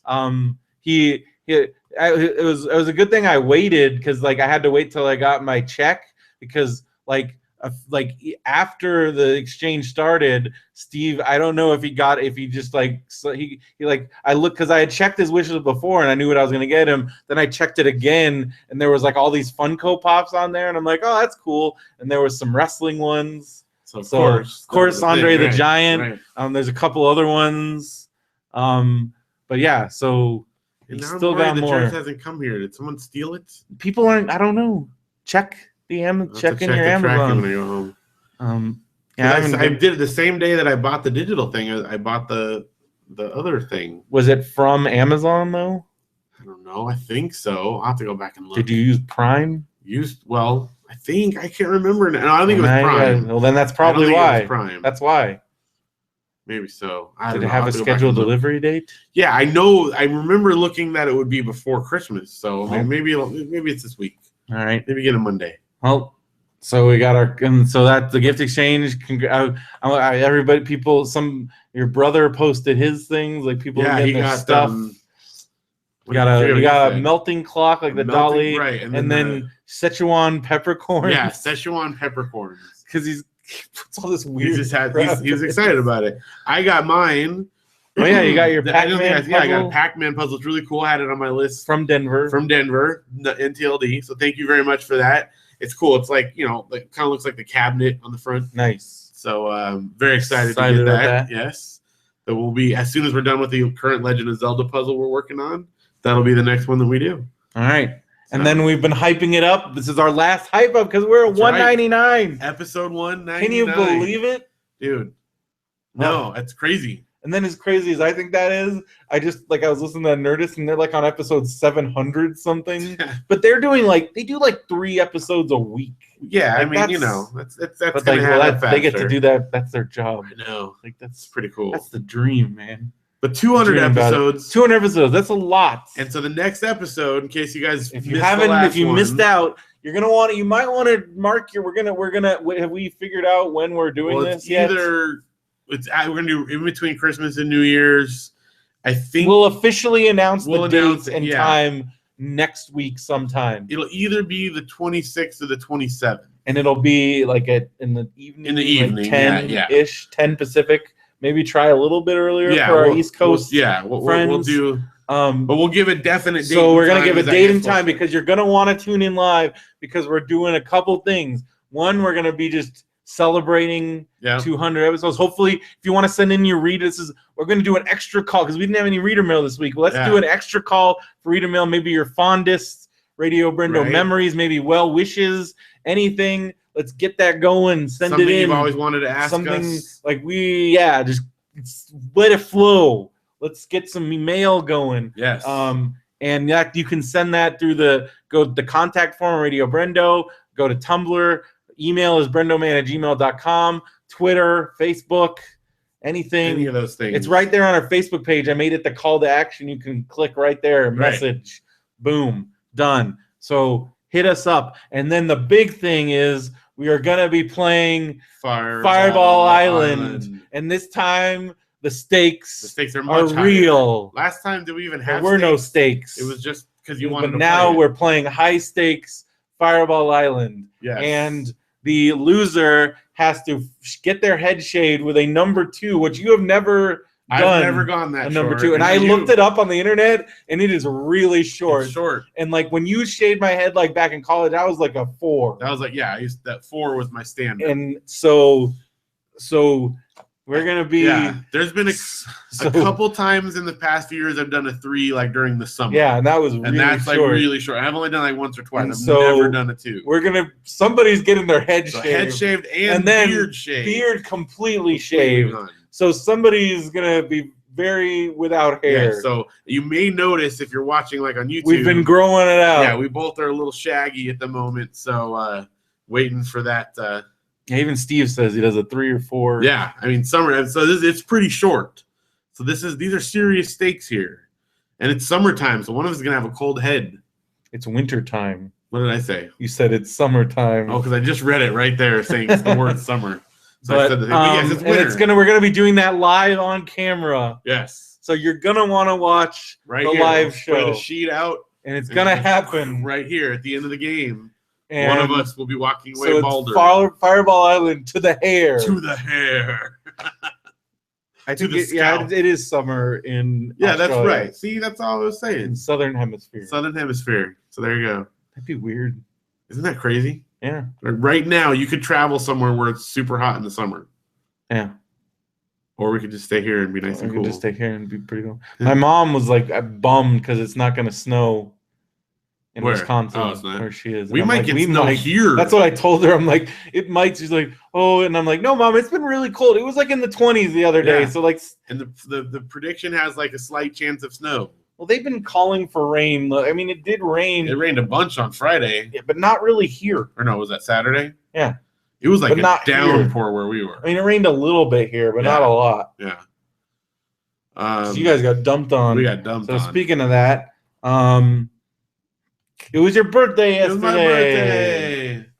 You're 37? 37 now, yeah. So my late mid-30s. Yeah, but my mom told you the 30s are the new 20s. That's true. So if Gail says it, then it's true. It's definitely true. It's the new 20s. But so I wrote this because I'm like, only for you will I get up at because I woke up at 8:30 on a Saturday. Yeah. So that you could.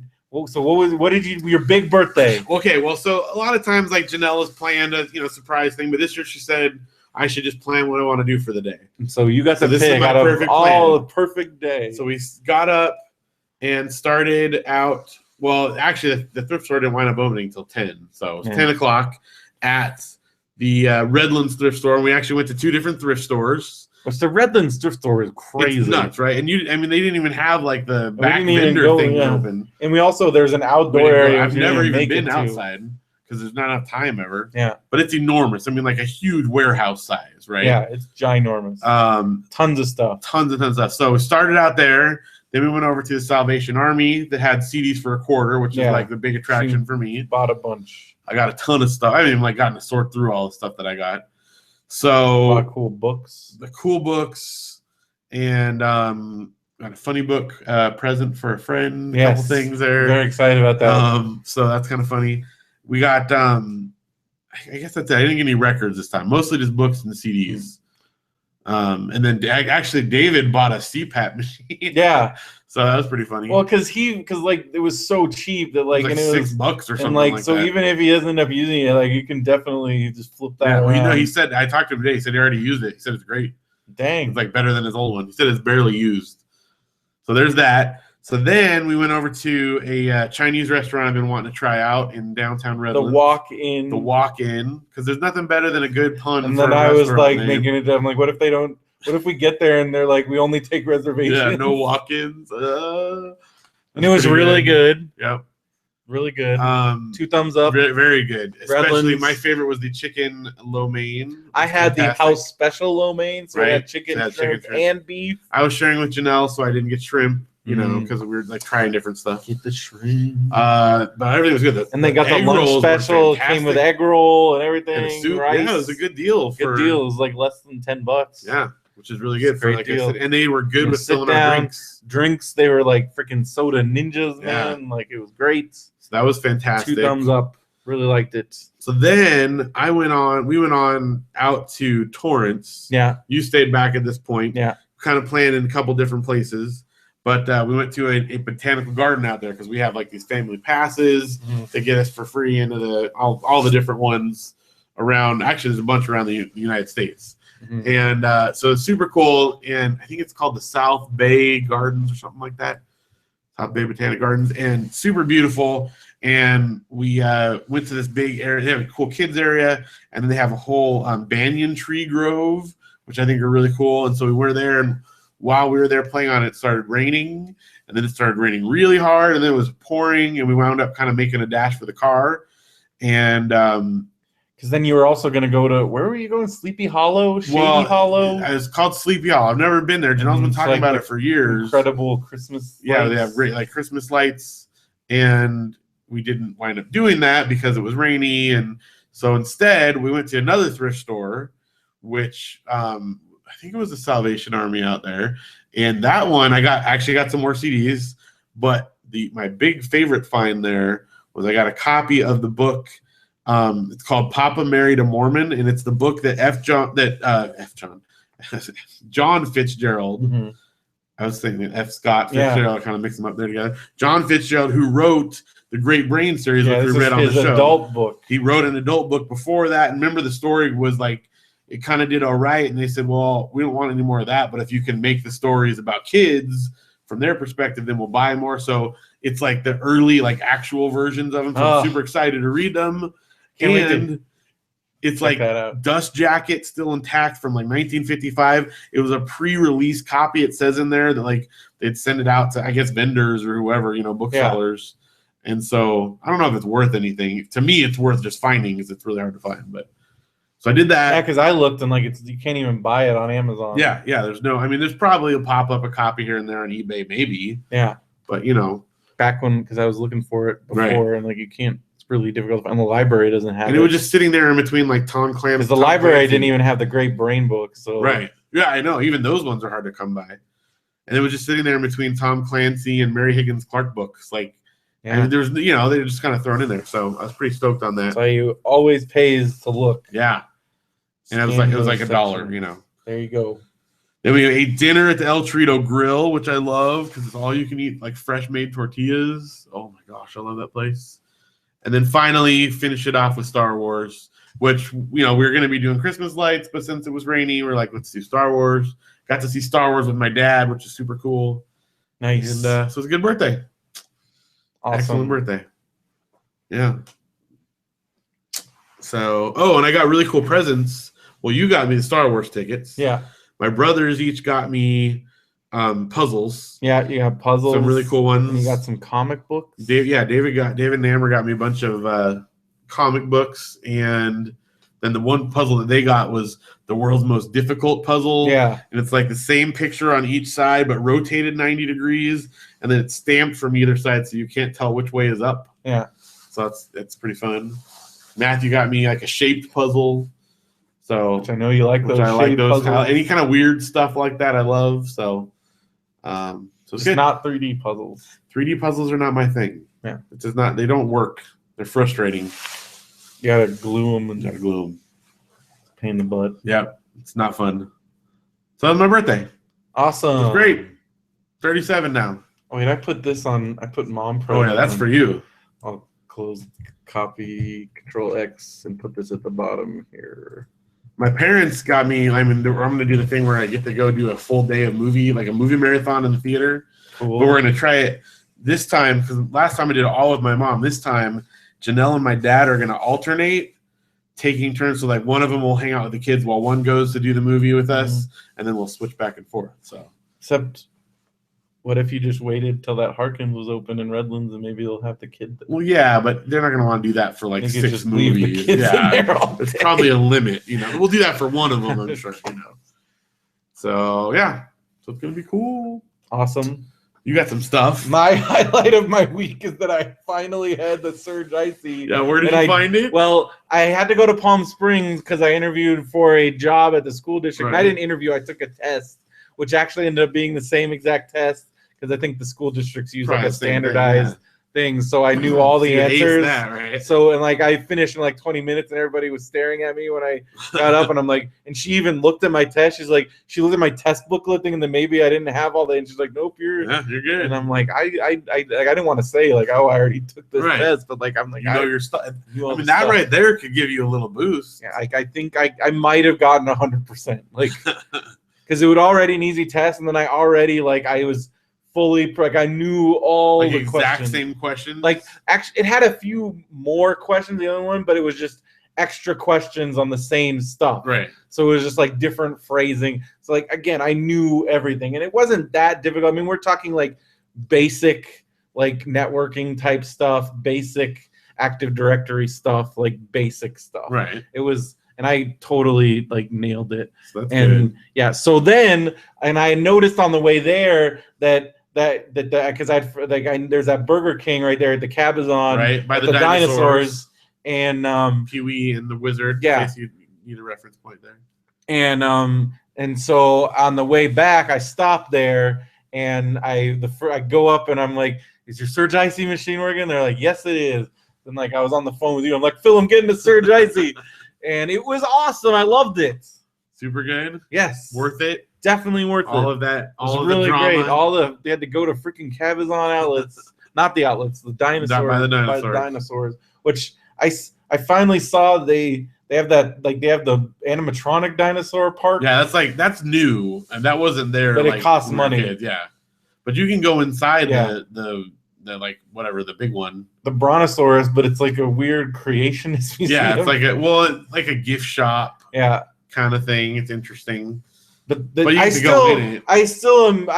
always been mad that you can't go in the T-Rex they do. That's totally not. Pee-wee's. Well, and if you look at it, even in the wide shot in the movie, the mouth doesn't look like it does. And the mouth doesn't look, and it's not big enough to fit people inside it. The shot of it, they're looking through the teeth. And if you look nothing, at it, like it's not, the head is not big enough for people to sit in there. There would be no way for them to get up there. But as kids, I want to sit in the T-Rex's mouth. Yeah. Like I just want to do it. Like, can they just make a room where it's like you're in the T-Rex's mouth?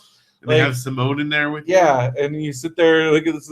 But I mean, every time I go, I at least had to go up and kind of look at them because it's California. It's like two very iconic movies. And it's cool that it's right by our house. It's pretty cool. Speaking of right by our house, Arcade Expo is next month. Oh yeah, we gotta nail down a day that we all want to go. We'll discuss it in the Radio BrendoMan group. That's good. Because the dates? It's the weekend of the 15th, I think, of January. Yeah. Okay. Are you guys gonna be back by then? I think so.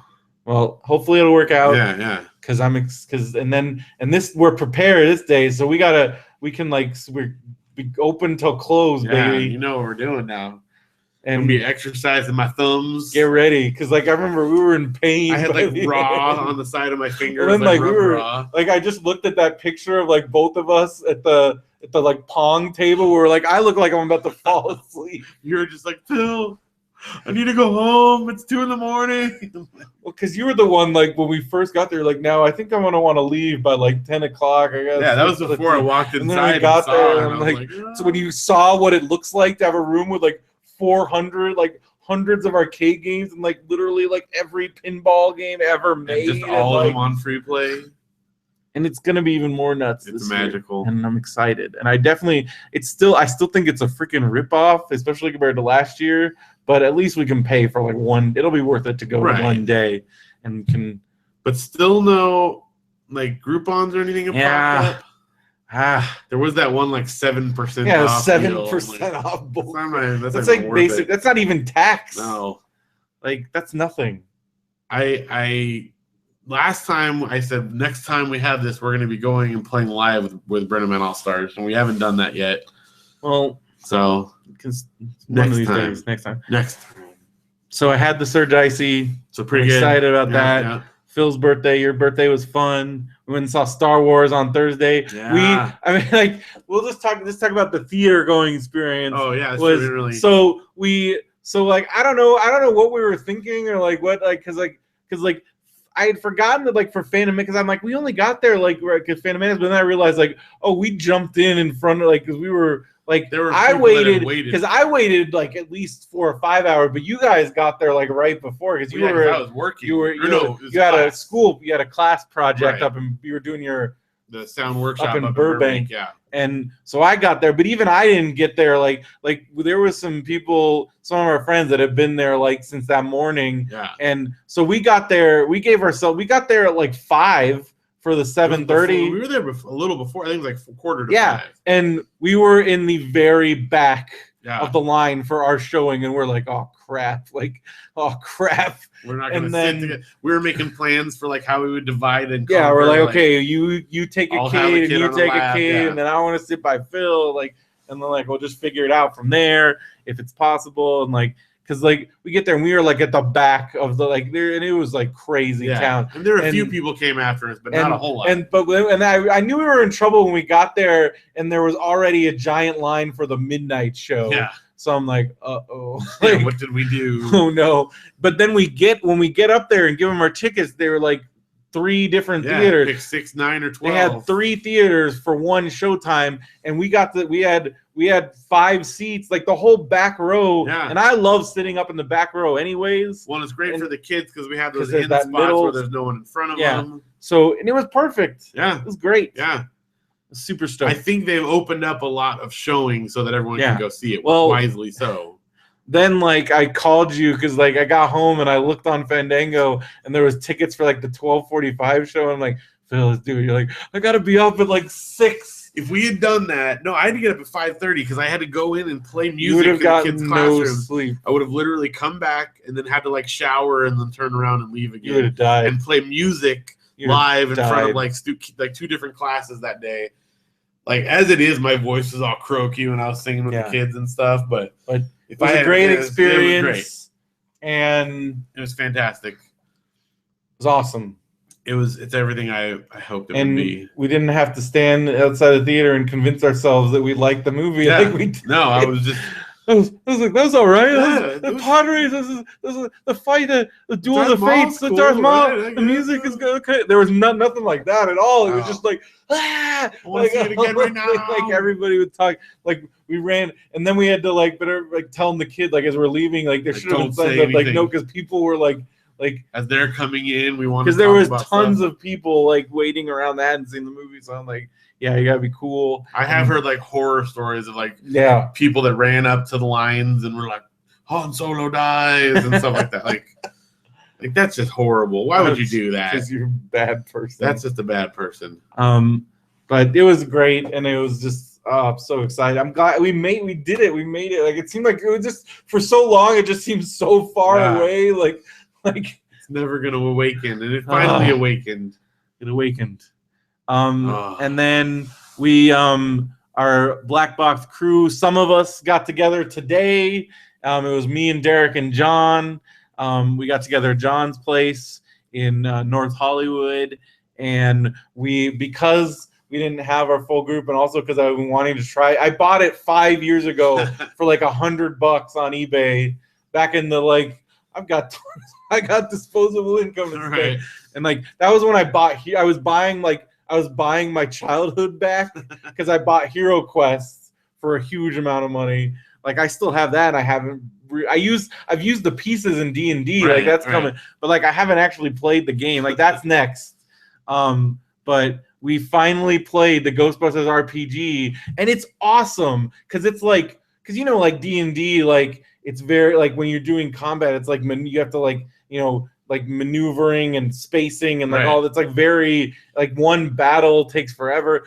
This is very open-ended, and you can it's more think about Ghostbusters, they're doing investigating, they're it covers everything. You negotiate your prices and trying to get money from the city and like every little scenario, and like it's very open-ended. And there's cool. There's a lot of, it's like, and it only uses 6, like one, it only uses D6, so it's like just very simple and fun. And I think we had a lot of fun, and I think we're gonna keep going with it. And it was a blast. And I looked, and I have even more modules than I thought I did for it. Like I have because the base system is what's expensive, because again, it's really hard, because it's like most stuff from that period, it's hard to find like the intact, like everyone used it. Yeah, like, so especially there's the big thing is the ghost die, because one of the 6 is on this is a ghost. It's a no ghost symbol, and like and so like that's the big like selling point for it. And also it had all the cards and everything, so like it's like $100 over $100. But then the supplements, they made tons of them, so like they're pretty easy to come by. So I found a whole stack of supplements, so like we could play this. I even told them, like, if you guys like this, we could play this forever. Like, if you want I definitely would like to do it. I wound up bowing out today because I just needed a recuperation. You've had a pretty crazy, in a good way, like nothing bad, but it's been going no rest, and now you're on your vacation, you going. So yeah, we're going to a show tomorrow, and we're visiting my grandpa and stuff. So my other grandpa, and so it was good. It was good to have a rest, but I got to come up. Well, we'll talk about what we did tonight. That was fun. Yeah. So you have one more thing we got to do. One more thing. I got present from my mom. Now, I told her I would like make you wait for Christmas, but this is the closest show we're doing to Christmas, so I think this counts. I'm doing it.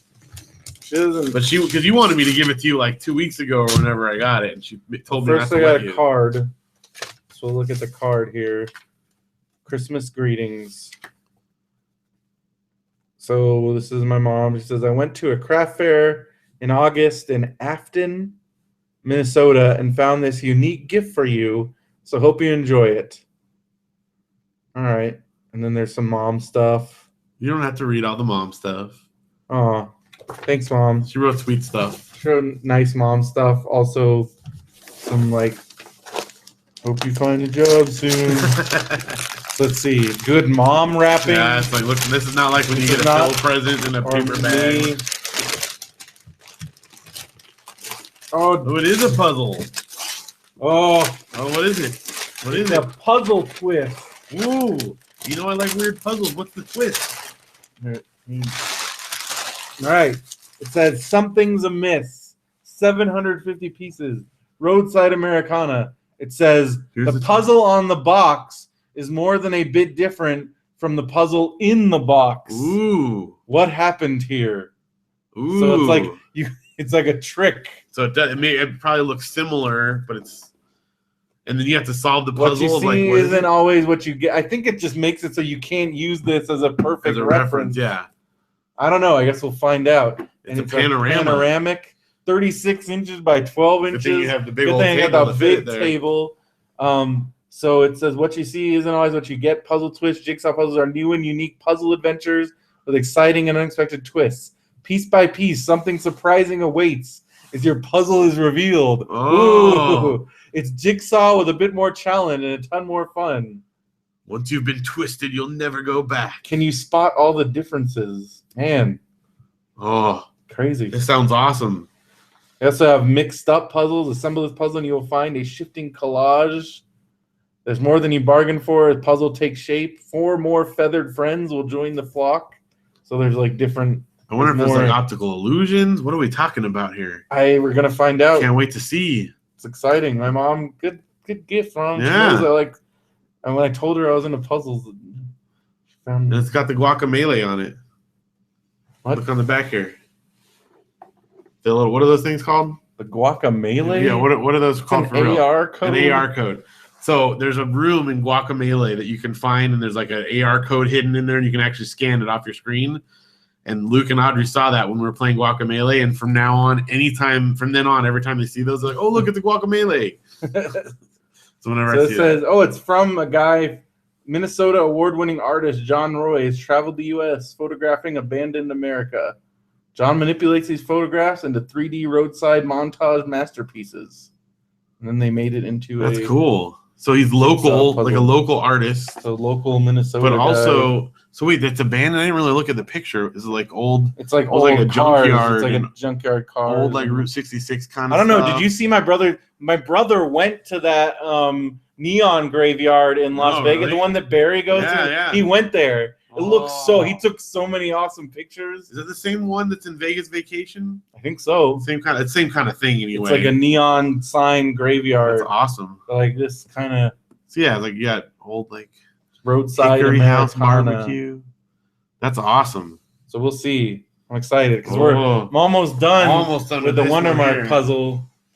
So that's good. I thought from the sound, it sounded like it was a puzzle. And like the shape. So there you go. Nice. So that's exciting. Thanks, Mom. And now it is Book Corner. Book Corner. Oh my gosh, look at you. Finishing. I'm plowing through Harry Potter. It's so good, Phil. It's so good. I love the books. And now I think once I'm done, it's going to call for a movie marathon. All right. Just because I want to watch. Do you have all the movies? I do not, but I'll get them. I think I can get them from somewhere. I have them in the library. Maybe. We'll see. I'm going to get my books from the library, I guess. They have them there, right? Yes. I can order them. They definitely have them. So I finished Harry Potter and the Prisoner of Azkaban, number 3, and Harry Potter and the Goblet of Fire, number 4, which is the longest one. Okay. Longer than the last one? Oh, yeah. Okay. It's huge. Man, you're leaving me in the dust here. That's so freaking good, man. I can't. Once I get going, I can't stop. Now I'm having Harry Potter dreams and like, I love it. Love it so much. So now I'm on Harry Potter and the Order of the Phoenix. That's the 6th one. The 5th one. 5th one. Yeah, 3 and 4. 3, 4, 5. How many are there? There's 7. Okay. There's 7 books, 8 movies because they did the part 1 and part 2. 1 and part 2, right?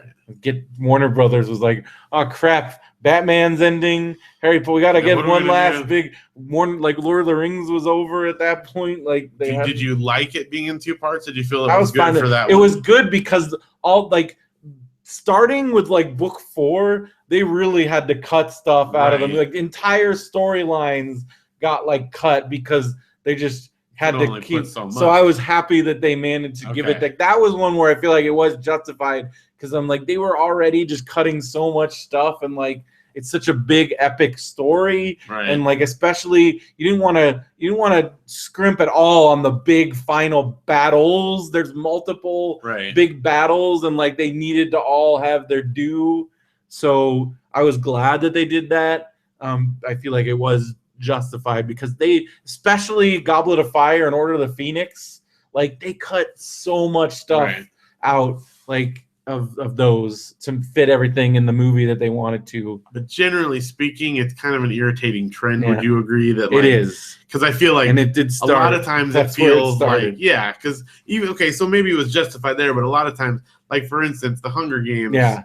I don't think they needed to have 2 parts. They just wanted more money. They wanted more money. And they got a lot more money, so it worked, and that's the problem. But yeah, it is great, and I mean, it reminded that I like going. It's still the biggest thing that bummed me out, like the movies, is there's a poltergeist throughout all of the books. Okay. So this was a decision they made in movie 1 that like Peeves, the poltergeist, is not in the movies. The other ghosts are like John Cleese.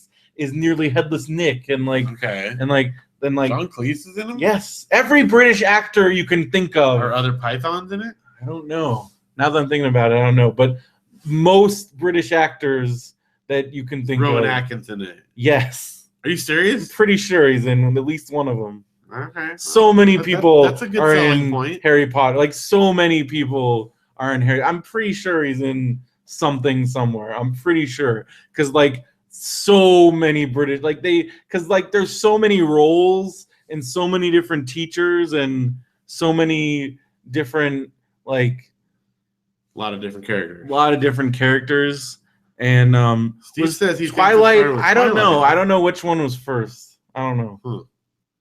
I feel like they were around the same time. I've never watched any of them, so I never watched any of them. But anyway, so there's like so many British actors, especially like towards the end, like just people start David Tennant's he's actually in Goblet of Fire. There's just a lot of people start popping up all over the place. All right. A lot of basically every British actor they could find. So yeah, and then Order of the Phoenix is great. And did I say David Tennant? Yeah, that's what I said, right? I think what you said. Okay, just making sure. And I found this funny. I'm about halfway done with that, and yeah, and it's great. Sweet. Not everything in it is funny. Then because at first I'm like, why did he find this funny? That's kind of weird. But then he even says not all of it's funny, just good. So it's great. But yeah, what about you? What do you got going on? Finally, I finished Henry and Ribsy. Finally got to Ramona and the PTA. The PTA's bit is really, really funny. It's really, really well written and funny. It's good. I love seeing the transition too, because Ramona's kind of in it more and more. Yeah, but still, she's very much a side character. And the next one, in Henry in the Clubhouse, Henry in the Paper Route. In Henry in the Paper Route, she's she's in it more than Beezus in Henry in the Paper Route. She's a very central character in the the rest of the series. Well, so it's cool kind of seeing that and then loving, knowing Ramona, because I know the Ramona story is way better. Yeah. I've read some of these Henry books, but definitely not all of them. Yeah. So that's been really fun. And then when he catches the fish. Yeah. And he ends up catching it with his bare hands. Well, just the whole story leading up to it with the trying to keep Ribsy in line so he can go on the trip in the first place. It was fun. The garbage whole sequence was really funny too. Yeah. So definitely good. And now that we're on vacation mode, I will probably be plying through them a lot faster. Especially those Henry Huggins books, man. I would read 2 of those in one day. Well, I finished this one today, just sitting around the house and stuff while we're just kind of relaxing. They're pretty quick. Yeah, it's just been a matter of it's just been crazy the last few weeks, and it always is. Right before with school, right before the holidays and stuff, it's just nuts. Right. In a good way. We gotta get going because I'm gonna go to bed. Vaudeville Theater Volume 2 should arrive tomorrow, according to tracking. So make sure you order it.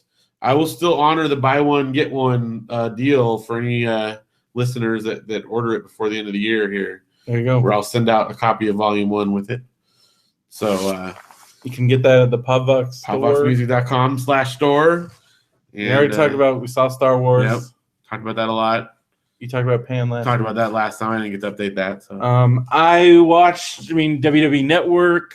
Been watching. Oh, they had a live NXT special from London, and it was the first time they've done it. Where normally, UK gets the shaft for that because with a lot of stuff because it airs it's the middle of the night for them and or really early in the morning. So they actually aired it in prime time. It was live in prime time from London. So here it was on here at noon. So you watched it at noon? Yes. Here? And luckily, since I'm unemployed, man, I woke up and turned it on and got to watch it. But the London crowds are insane. Really? Because think about soccer matches. Yeah, they were chanting. They were coming up with songs, crazy songs. So for one of the wrestlers, his name's Big Cass. So at first I couldn't figure out what they were chanting, and then I started listening, and they were doing "Hey Jude," but they were doing "Na na na na na na na." Big Cass, but imagine an arena of 10,000 people all doing that, and it was amazing. You could tell the wrestlers were feeding off of it, and it was really fun to watch. And there was a lot of good matches, and it was really good. It was a good show, and that was exciting. And it was fun, and it was cool watching a live wrestling show in the middle of the day, and then New Japan World. We're ramping up to the big January 4th Tokyo Dome show, which they're expecting might hit 40,000, maybe even 50,000 this year. So it's going to be a big, big show. And so they have their 2 Korakuen Hall shows back to back. They were kind of ramping up shows to that. And that was this weekend. I've only watched one of them. I haven't watched the second one. But it's fun watching those, and it's kind of getting excited about that. And also the Korakuen Hall, it's a very small hall in Tokyo, but it's it's like very historical, and so the crowd there is always a very hot crowd, and it's fun to watch. Nice. So that's been exciting. And then I am halfway through season 5 of Beverly Hills 90210, and man, it's intense. Like I forgot like all the crazy stuff. Like this later seasons, they had to like mix it up so like bad things are happening to like Dylan just drove his Porsche off a cliff because he like was snorting heroin. Oh my like gosh. Yeah. Like it's pretty nuts. Like crazy stuff is happening. How are they like not all just dead at this point? Well, I've like whenever I've gone over everything that happened to Kelly Taylor, like she's been shot, she did drugs, she was in a cult, like she's like she almost got single white female, like just everything that happened to people on that show. And I'm like, this is the third, I think, because I was trying to keep track. I'm like, is this the third person that's had a drug problem? And I'm like, because David had a drug problem. I think it's the second. Like Dylan's like the second big drug problem person. So, man, a lot going down on 90210. And then you finally, I've been telling you for years, you have to watch the Clerks cartoon. Yeah. It's really funny. And as you saw, it's only 6 episodes. Right. We watched the whole thing in a couple hours. I came over right before the show. Came over and we watched it. And it's really funny, right? Yeah. And like you've said before, a lot of stuff that like later things. And I didn't notice before, I'd forgotten that like they like, again, like the first show I'd ever seen that made fun of Family Guy. Like, there's a Family Guy joke in there. And you mentioned the Judge Reinhold bit, definitely. And then I knew it was going to be your favorite thing, and it's always but I didn't want to tell you at all when at the end of that Judge Reinhold episode when it switches to like we lost the original ending and the Koreans have redrawn. Yeah, it's all anime style. And then like the Transformer, which Robot Chicken ripped off. And they actually mentioned a Robot Chicken in the show. Is there any chance that there's a connection there? I don't. Because they say, like, look, Robot Chicken. I don't know. And then they have that bit there. Where the Transformer transforms with the people still inside and just blood sprays everywhere. Yeah, I don't know. I'd be curious to know if there was any. Because I think, wasn't that in that same sequence even? No, I think it was earlier. Sequence, okay. But still. But very funny show. Very funny. Especially, like, you could see, like, that was on, like, Primetime Network. It's out there. But when you look at the people behind it, like, Paul Dini worked on that. Dave Mandel, who's like done a ton of great stuff. Like if you look up Dave Mandel on IMDb, he's been involved in everything funny. Curb, he done a lot of Curb, like Seinfeld's, SNL. I feel like if that show came out now, like that kind of thing, it would do better. Like if there's room huge. For that now. Like I feel like that would have been like Adult Swim, like huge, or like something like that.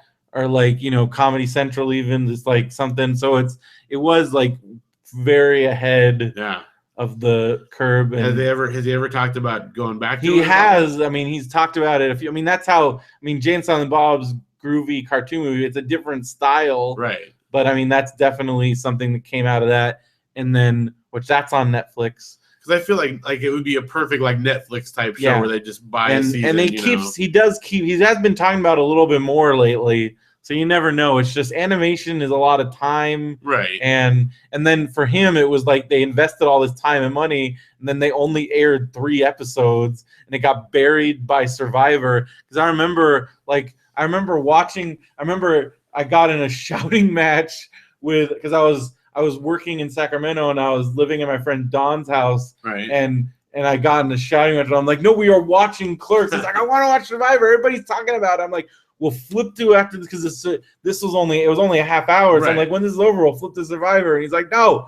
And I was like, no, we're watching this show. And before we I'm like, look, like, and I had already, like, Kevin even had been posting on the board, like, the writing's on the wall with this. So I'm like, look, it's probably going to be canceled in like a few weeks. Just let me have this. And so he finally relented. But see, again, like, that kind of thing is almost non-existent anymore. Like no one watches it live. I mean, people do. I realize some, but that's not enough to sink a show so much anymore. And if they were to do something like Netflix or Hulu or whatever, like, you know, that I think it would thrive in something like that. Yeah, and then it's really funny. And then when you find out that like they didn't air the pilot and they aired the clip show, which had all kinds of references to the pilot, so it like didn't make any. None of the jokes worked. Yeah, and so it's a shame. And then you like really, I think like that episode where it's Bad News Bears, Last Starfighter, and Temple of Doom. Yeah, like all mixed together, like so randomly.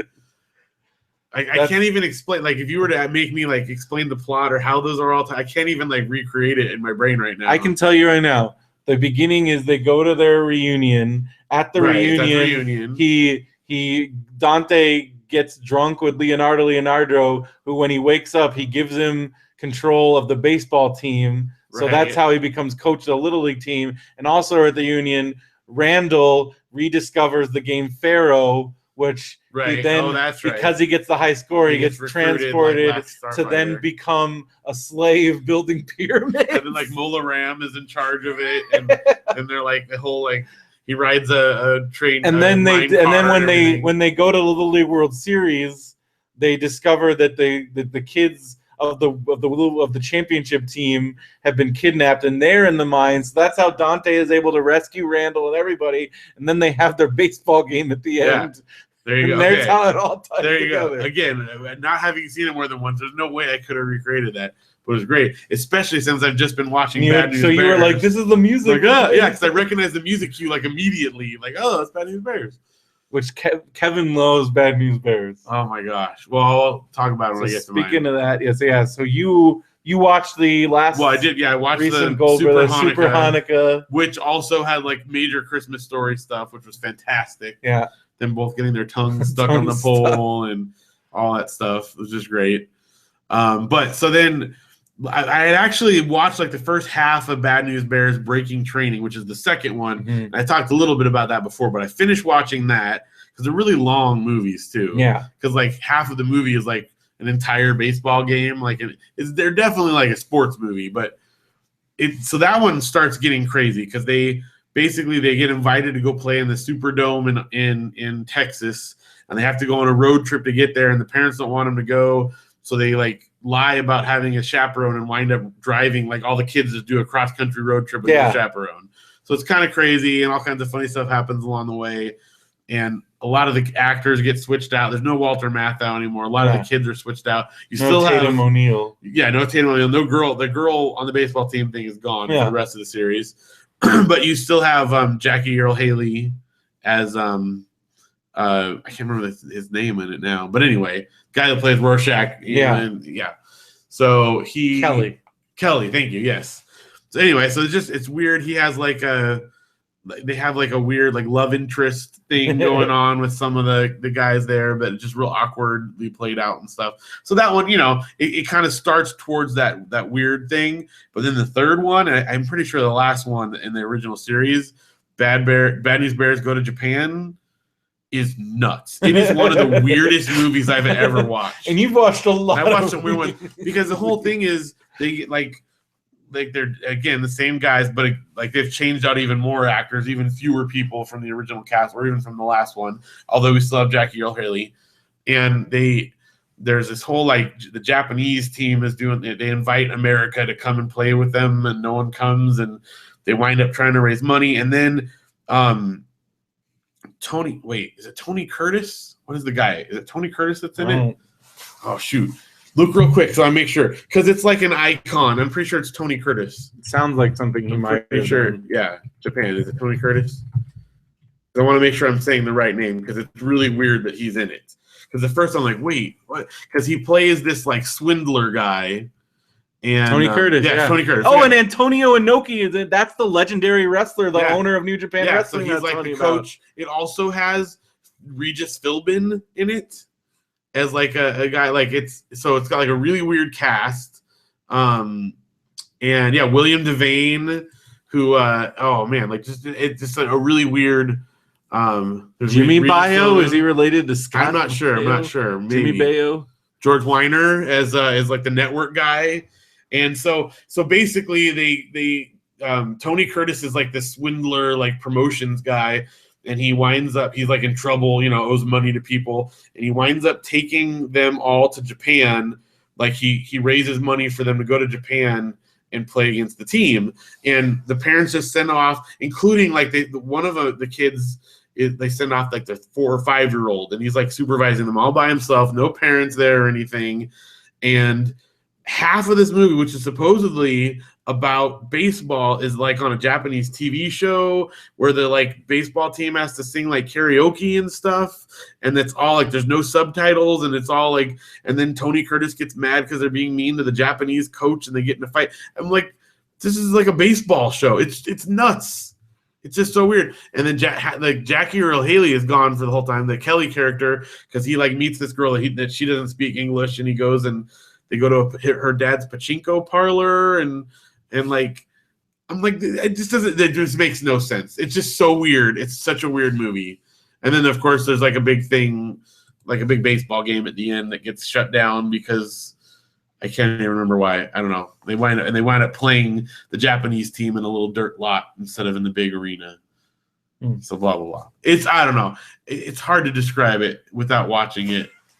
It's just so crazy. Funny that you just decided to watch it. Like you don't care about. I baseball. don't, but all of a sudden, like, I've never seen the Bad News Bears, and then I'm like, well, I got to see them all now. And it's just if you watch them all 3 in a row, it is a descent into madness. It starts out like, okay, it's like a cute, they're all dirty, and they all have like uncomfortable like kids using racial slurs like prolifically, and it's a little uncomfortable. It still happens, but it's just so weird. It's such a weird progression for a series to take. So I don't know. It's on Hulu. So, if you ever want to just watch a weird series of movies, just do that.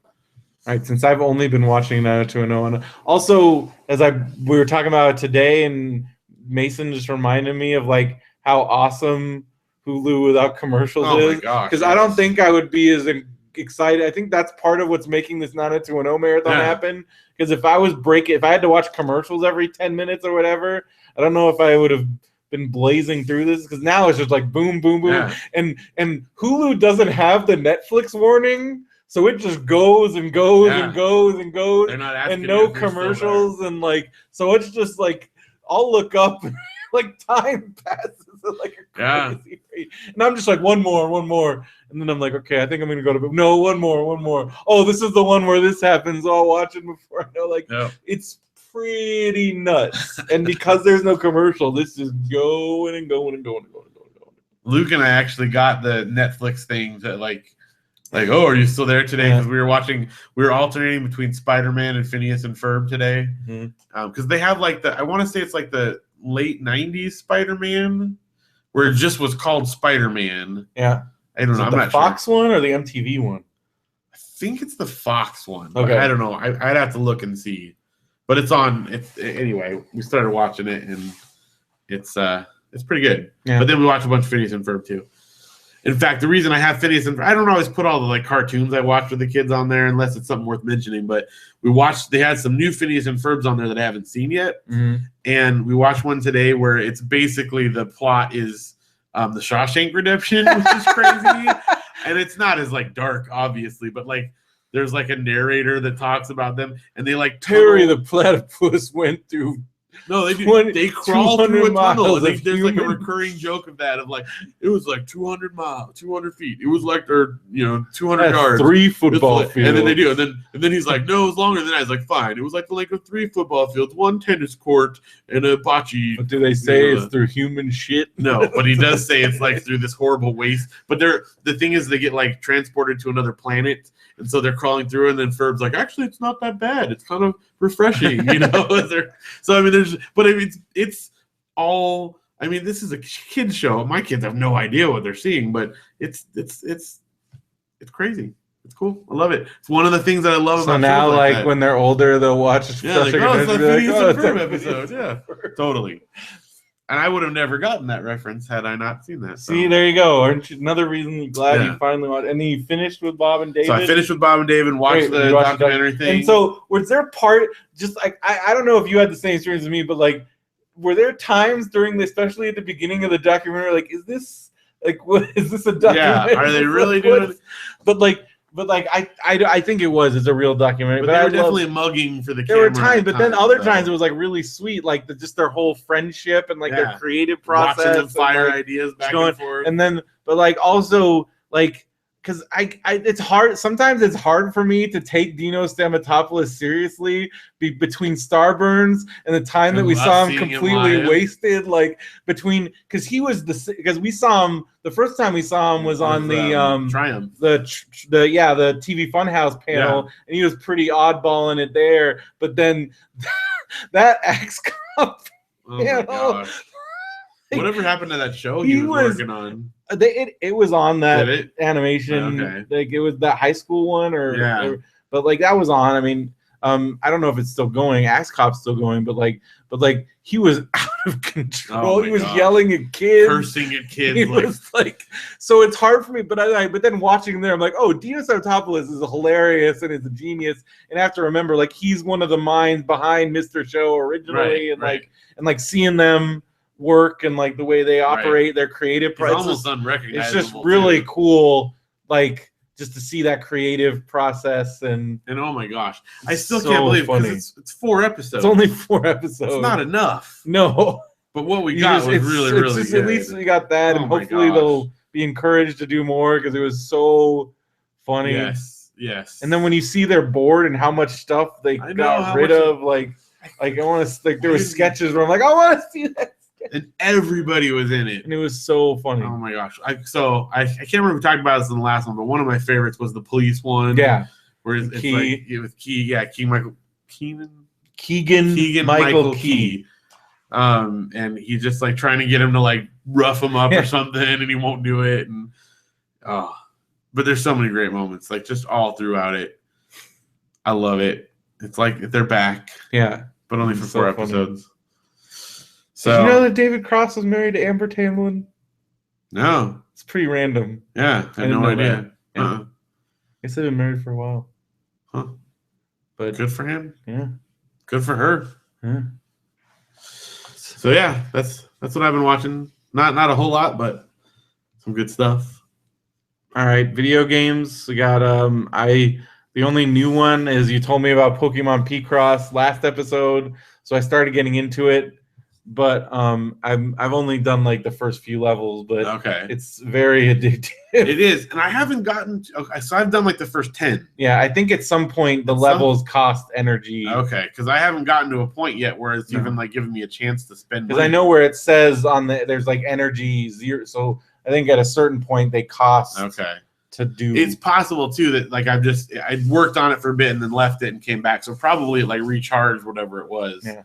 But I mean, it's super. I love those games. Like, I've played other ones that they've put out. Yeah, it's like Sudoku, Sudoku, Minesweeper. Yeah, Mindoku. But then like you have the different Pokemon like abilities. Have you gotten to those yet? I haven't gotten to that part. Oh, okay. So you like bring Pokemon along with you that you capture, and like one of them has a move where it'll like throw a ball at it and it'll make a few things appear. You know, like so you could get like some clues towards it and stuff, or they'll light up different clues on the side to like help you figure out what to do. So it's fun. Super addictive. I think I started playing it and then there's like time for like I really had to go to bed, but I was like, one more puzzle, one more. And if you like lose track of where you are too, sometimes it's hard to like get back into like the logic in your brain. Still cracking away on a shuffle, and I don't know. I'm very frustrated with WWE 2K16. Yeah, I'm still like my like the universe mode. I'm like trying to enjoy that, but I kind of gave up on my career because I just was not. It's just taking forever to do anything. Like I'm still like ranked number 6 for the U.S. title, which is like a minor title, and I'm only 76. I only have 76 points. I've been playing forever, and it's just so repetitive. It's so repetitive. I finished the Steve Austin the story mode was fun, but I finished that and I finished that pretty quickly. And like, what are you gonna do? Are you gonna keep it? I mean, I'll keep it just because I gotta keep it because like I don't know, maybe I don't know. I mean, I don't know. But it's the only like so. Oh yeah, Josh gave me a code for this game. It's like a space game. Okay, it's called, but it's pretty fun. But it's like I'm not very good at it. It's like a shooter type game, but it's like multiplayer, and like I'm not good at it, but it's fun. All right. So you got that. Thank you again, Josh, for that. But mostly like DS, Pokemon, Picross. Well, you're new. Well, yeah, I've been playing all those, but the other thing is that I just was feeling Star Wars everything, and so I started playing Angry Birds Star Wars just to get myself in the mood also. And I'm re-addicted to it. And I just here's another reason that you're gonna want to. I mean, I've told you this, but actually, after seeing it in person, it is glorious. Okay. John at his apartment has a original Star Wars arcade cabinet. Nuh-uh. Yeah, I told you this before. Like did you get to play it? Yeah, it's on free play. Like the original, like the vector graphic type yes. thing. Oh my gosh. The like Star Wars. Plays the music. It plays the Cantina song. Like with the grips like this. Yes. Oh my gosh. That's how you should have convinced me to go today. I told you. I already told you that. I needed a day to recoup. But next time. I definitely want to go there now. Because, oh my gosh. Yeah, he bartered because he was like, somebody couldn't pay him for like an editing jar or something. He's like, I got this. And he's like, I'll take that. Worth it. Oh my gosh, that's my dream. I want like to have the original trilogy. Yeah. He did say he hasn't done it, but you can mod it, I guess, to add. You can put the ROM. They all have the same controllers. Yeah, you can. Yeah, because they had one at Arcade Expo. Yeah, that had all three. Yeah, that's right. But then like it gets really hard, like the Hoth part, but then the speeder part on Jedi is like really hard, super hard. I always loved the Hoth one though because you fire the tow cables. Yeah, and then I love those games. Pretty great.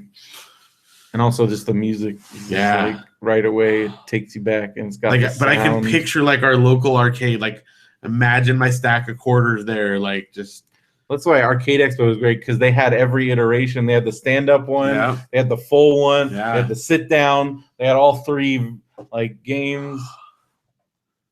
I like video games. It's pretty great. Yeah. All right. It's time. You know what time it is? It's time. It's time. It's Marmaduke time.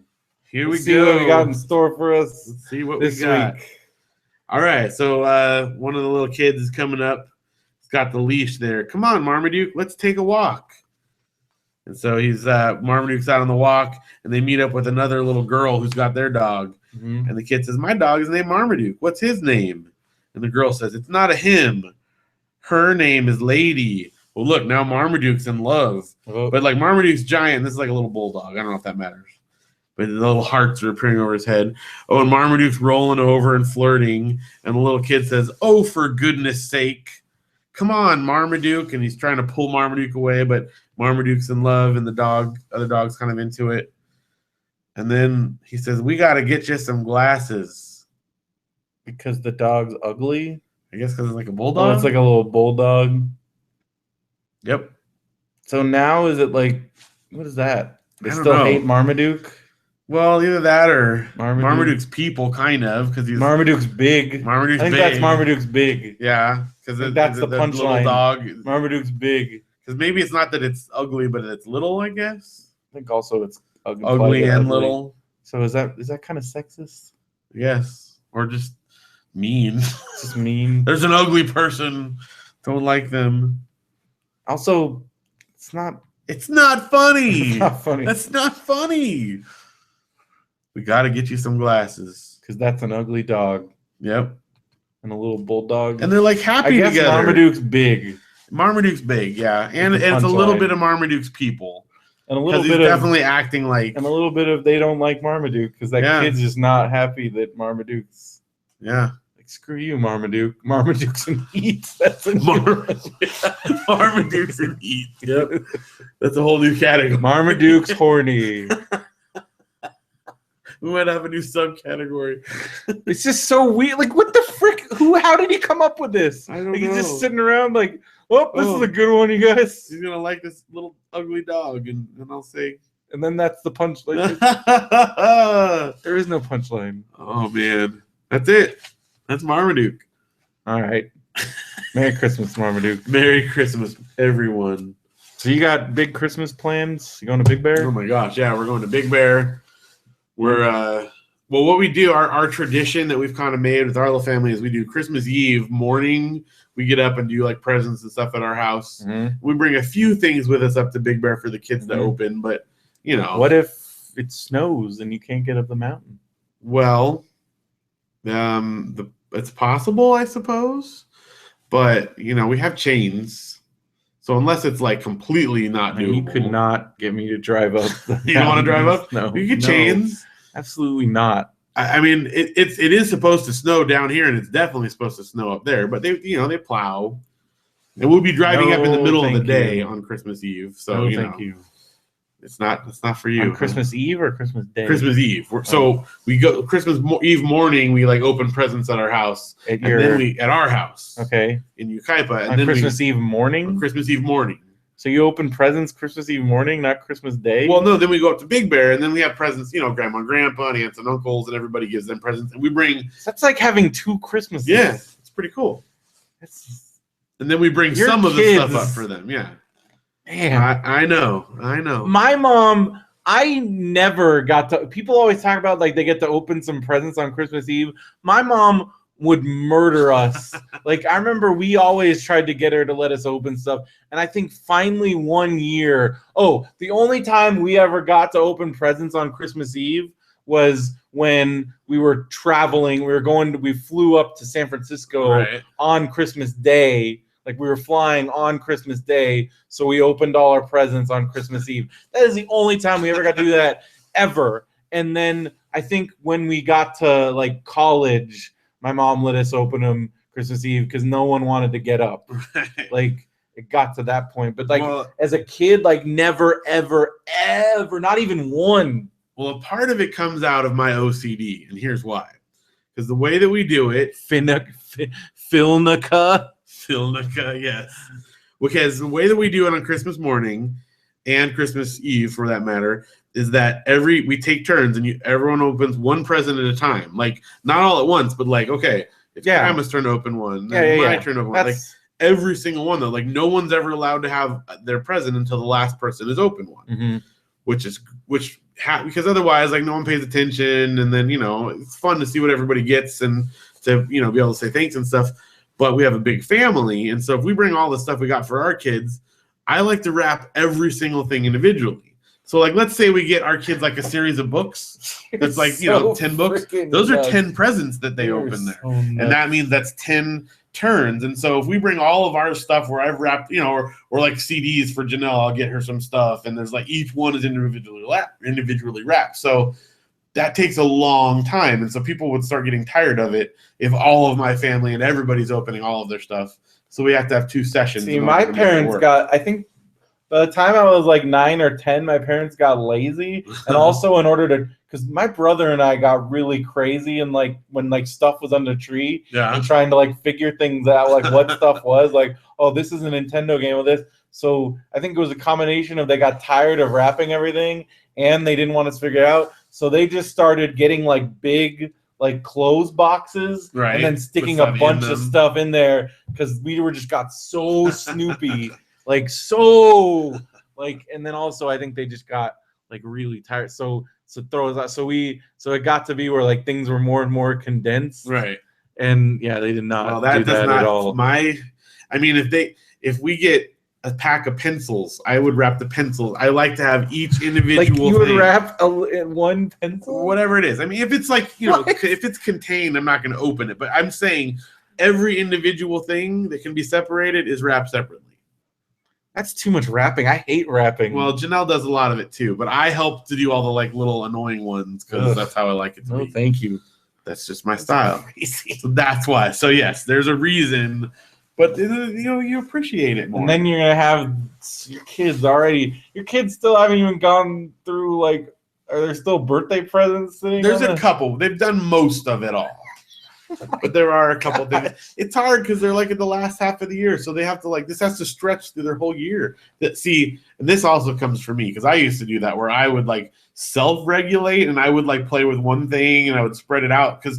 My birthday is December 19th, and I got Christmas, so I only have one time a year when I get stuff. See, that's because I am perfect. So my birthday is like in June exactly and December, and it's Perfect. Same with Janelle. So you guys never had to deal with it. So for me, I would self-regulate throughout the year, and I would, I would pick things, and I would like. I never did any. I never because otherwise I only get one shot a year of getting stuff. Yeah. So it all comes from this like thing that's built up. Probably because I was born then, and I'm OCD. Also, that you're fucking nuts. So yeah. So that's how it works. All right. It's fun. Well, Merry Christmas. Yes, Merry Christmas to you and to all our listeners. I'm watching Gremlins and Die Hard. That's the Christmas movies.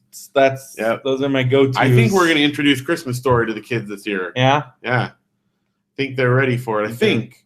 Sure. I see. I'm not worried about like content so much as are they going to appreciate it and like have fun with it, I think they will. But I think so.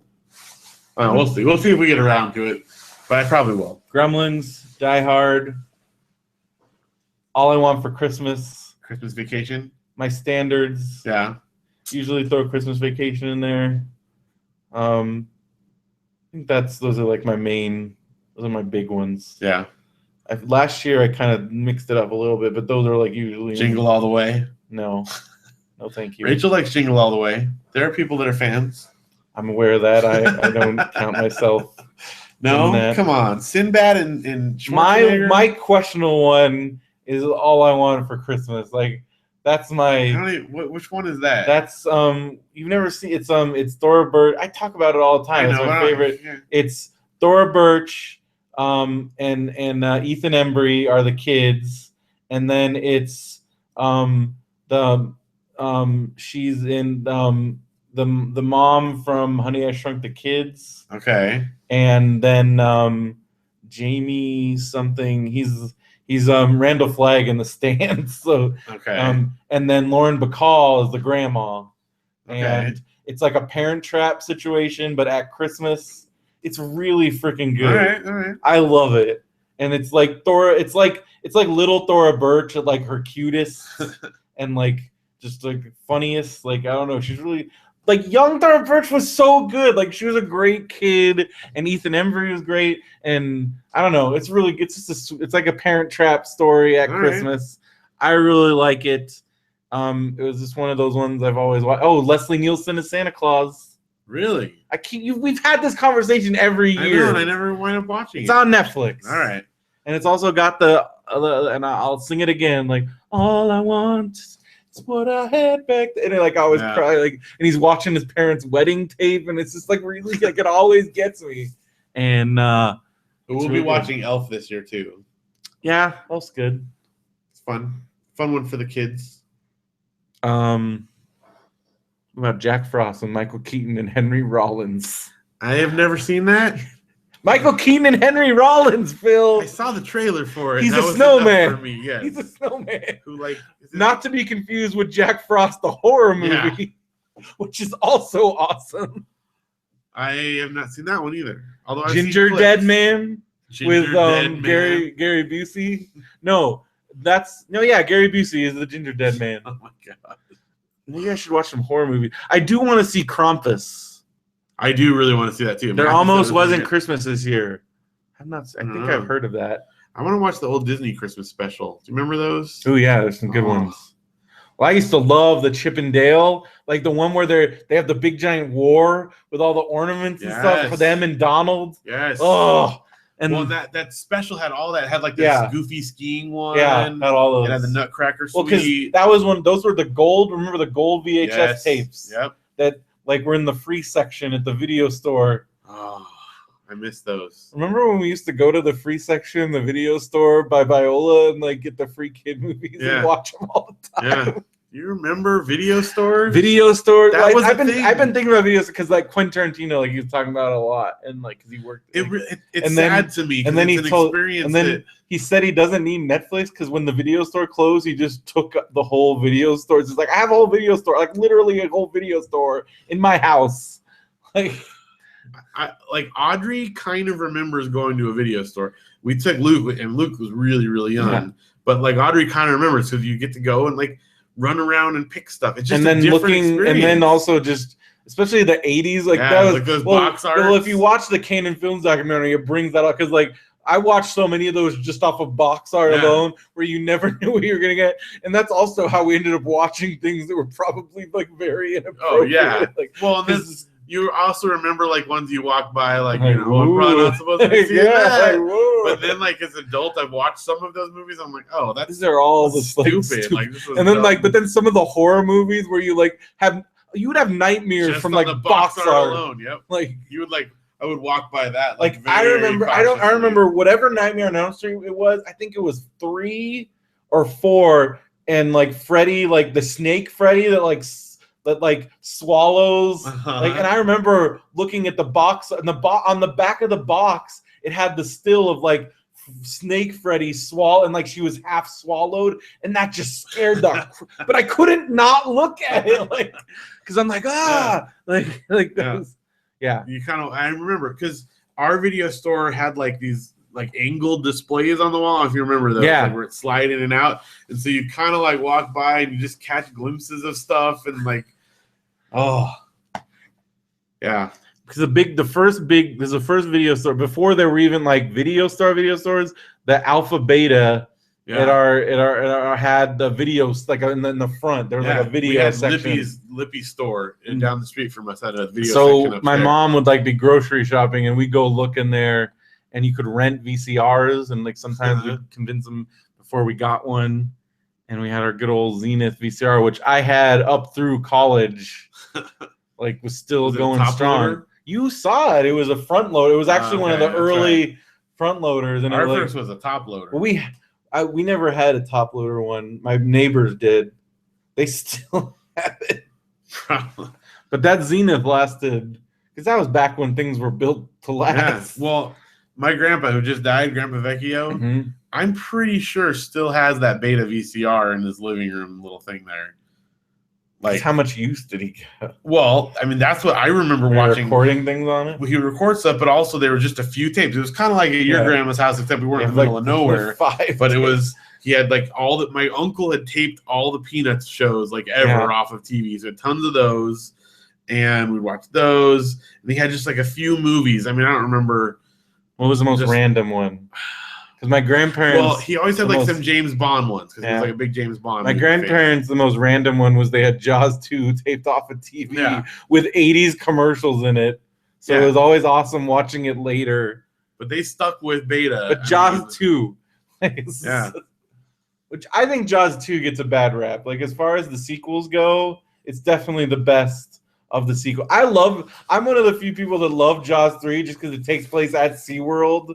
And like, I've never even seen that one. Dude, it's like Jurassic Park, but with Jaws in a theme park. And they filmed it at the Florida SeaWorld before it opened. So they had like total reign of the park, and it's freaking nuts. And it was also in 3D, but now when you watch it, it's just stupid because there's all this stuff. Like at the very end, like when they blow up Jaws, and like his teeth come flying at the screen, like it's freaking. Can you see? Is it like blurry if you're not watching? No, 3D? Okay, they actually did that. Well, it's like they just brought it's like Friday the 13th Part 3. Like when you watch it now, like they don't. Like I think it was just in the theater they did 3D, and there's like a normal, but yeah, because it was Jaws 3D, right? And I still wish they had done the National Lampoon, the Jaws 3 People Zero. You know about that? That was the Jaws 3 was going to be a National Lampoon movie. Really? And I think it was like Harold Ramis and John Hughes. Oh my god! Somebody, that and awesome. It was going to be Jaws 3 People Zero. But it was at SeaWorld. It's got Lewis. It's stupid. It's real stupid. Like it's really. But I love it. On Netflix. You should. It's worth watching.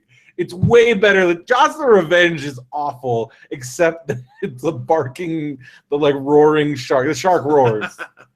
But like Jaws 3, at least I think it's entertaining. I'll have to look because it's like it's a precursor to Jurassic Park. And it's at SeaWorld. Sharks in the Park. Our shark. Sharks in the Park. That's a good name. We should make a movie called Sharks in the Park. Yeah. What we're calling this one, Thank You, JJ, though, right? Thank you, JJ. Yeah. It also... And it should say spoilers ahead. Jaws 3 also made me, like, terrified of scuba diving. See, I didn't see the first Jaws until college, so it didn't have that, like... But Jaws 3 in particular has, like, a scuba diver that gets... So, like... JJ Jaws. J-Jaws. Ooh, what if JJ can revive Jaws? Yeah, see, that I would watch. If anybody can do it. Yeah. J-Jaws. J-Jaws.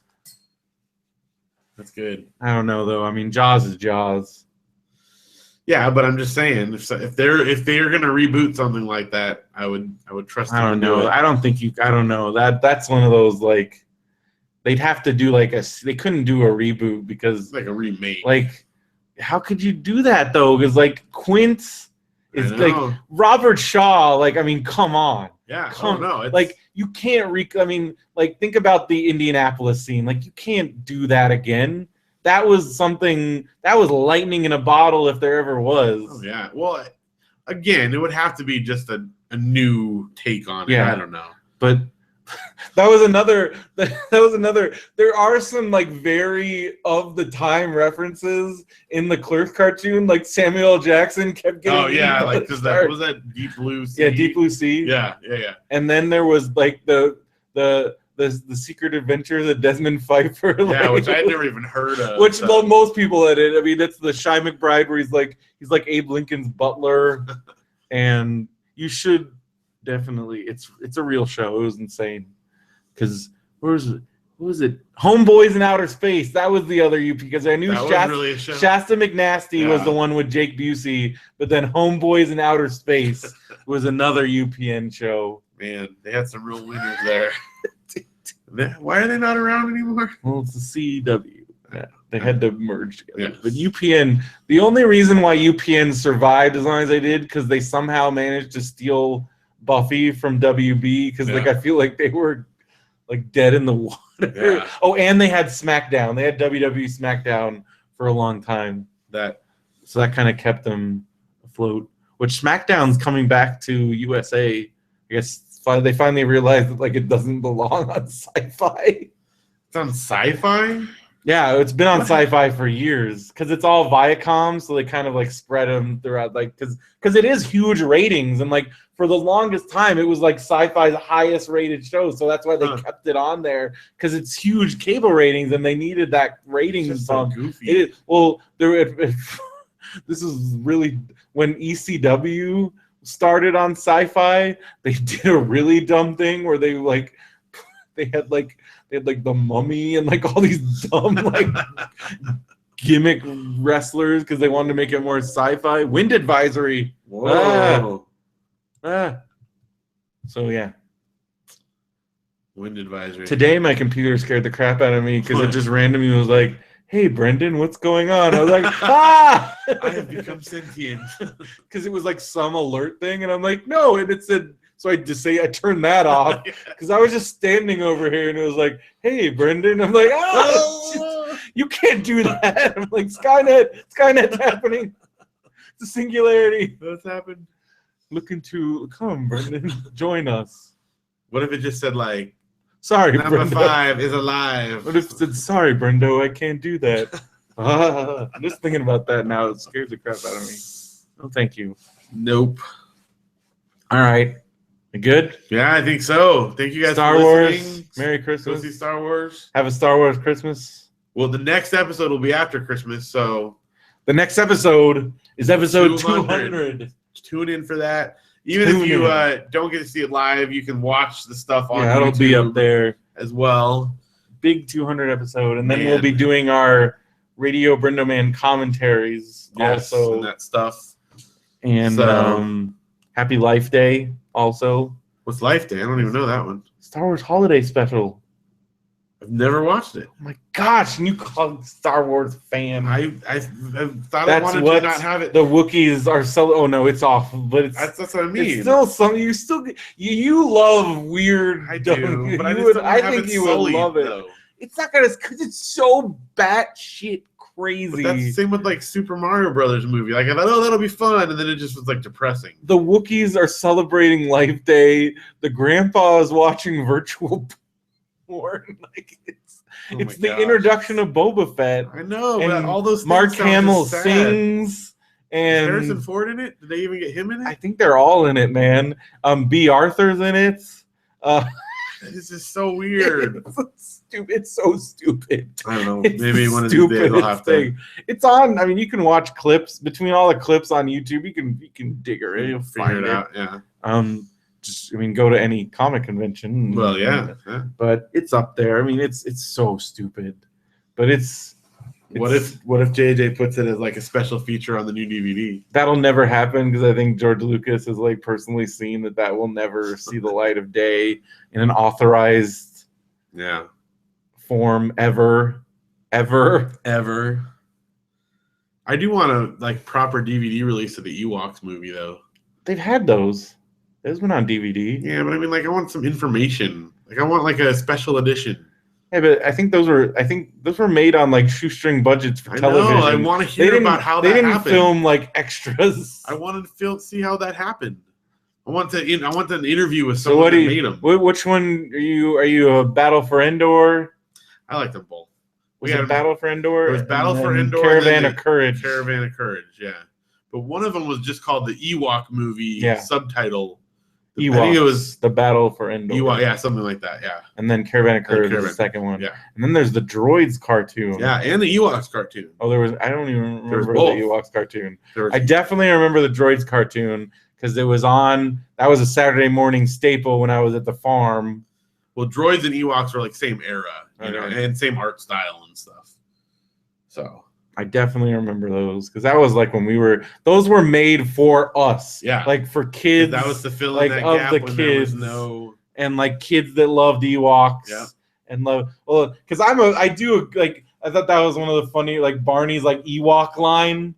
Like if you were born before like the Ewok line, we are definitely below the Ewok line. I loved Ewok. Like I had a Wicket, like I had an Ewok. Yeah.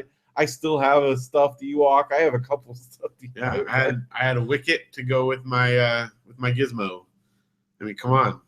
They made that stuff like they chemically engineered those to make our. Which there was happy. Also a plush Jaws. And I didn't have one of those, but definitely a Gizmo. I mean, those were made for us. Yeah. Like They just extracted a part of 5 or 7 year old Phil and like, here, this is what we came up with. So yeah, but the Ewok line is definitely a thing. Yeah, that's good. Because I could imagine if it's like us with Jar Jar, like yes, except that they're way less like. I watch Jedi again now, and I'm still like Ewoks are pretty awesome. Yeah, I get that they're cutesy and they did that on purpose, blah blah blah, but. It fits like the when story, they worship C-3PO and like all the stuff. They were gonna eat Han and Leia and Luke. So the Ewoks are cannibals. Yeah, like they ate those stormtroopers. Well, but they're not people, so it's not really cannibals. But they're bears. They're people eaters. They're people eaters. Yeah, so I guess they're not cannibals. They're man eaters. But they're not bears. They're Ewoks. Well, but I mean, they're not. But human. They eat human flesh. Yeah. That's very disturbing. They eat what they can get, If humans are dumb enough to walk in their trap. They did walk right into the trap. It's fair. It's fair. I don't want to get eaten by an Ewok. I want to hug the Ewok. See, if Jar Jar ate people, then I'd have a little more respect for him. I'd just be like, not really though. No, there's nothing that can make him better. I'd just be trying to hug an Ewok, and they'd be putting season. They'd love some Brendo. But they cook them first. It's like they eat you raw. Yeah, they cook you alive. Yeah. Han Solo. Like they put him on a freaking spit, man. Like they're gonna roast him. It's pretty great though. Yep. And before they ruined it in the special editions, they had a nice song. Yeah, Jub Jub. Jub Jub. That song, both of the songs in Jedi. Just wrong. Oh, the redos? Yeah, and I'm talking about in the special edition. Well, the Jabba the Hutt's one in particular is just awful. It is awful. It's the stupidest. The cartoon character thing that they That made. Is again like I still kick myself. Like we should. And that's the biggest sign of like look at an interviewer and say, "This is the best vision of what I like." What was it? Was it in the Clerks cartoon? He's like, "Well, my kids." So like, so they were like, no. Because at the time that was only after episode 1, right? Yeah, that was right after they episode 1. They hadn't even seen Return of the Jedi. No. Oh my god! Attack of the Clones, you mean? I mean, no. Yeah. Attack of the Clones. Thank you. It's on it. It's on it. Yes. We got to get out because I got to go to bed. We could talk about Star Wars. It is. I'm getting so tired of mixing up the names of movies and stuff. So we should wrap this up. But thank you guys for listening. Check out RadioBrendo.com, BenviewNetwork.com, do your last and minute shopping. BrendoMan@gmail.com. episode 200. We want as much of want to be a salute to you. Yes. A salute to losing our hair, possibly. One of us. Fireball Island, round 2. This time it's real. Hair will fall. This time it's personal. Yes. And we'll see what happens. And back to the scalp. Yeah. It's going to be good. So, also, if you guys got cool presents from anyone, like let us know what presents you got. Fill us in on your holiday stuff. We want to hear about it. Yeah, any good fun times? Yeah. What's your favorite Christmas movies? Any of those things? Write us in. Let us know. I also try to keep the, Shane Black going with the Kiss Kiss Bang Bang. Okay. And is that Christmas theme? Oh, totally. Okay. Yes, takes place during Christmas. I guess he likes Christmas stuff. He likes Christmas stuff. Because Lethal Weapon too, right? Yep. Yeah. Wow.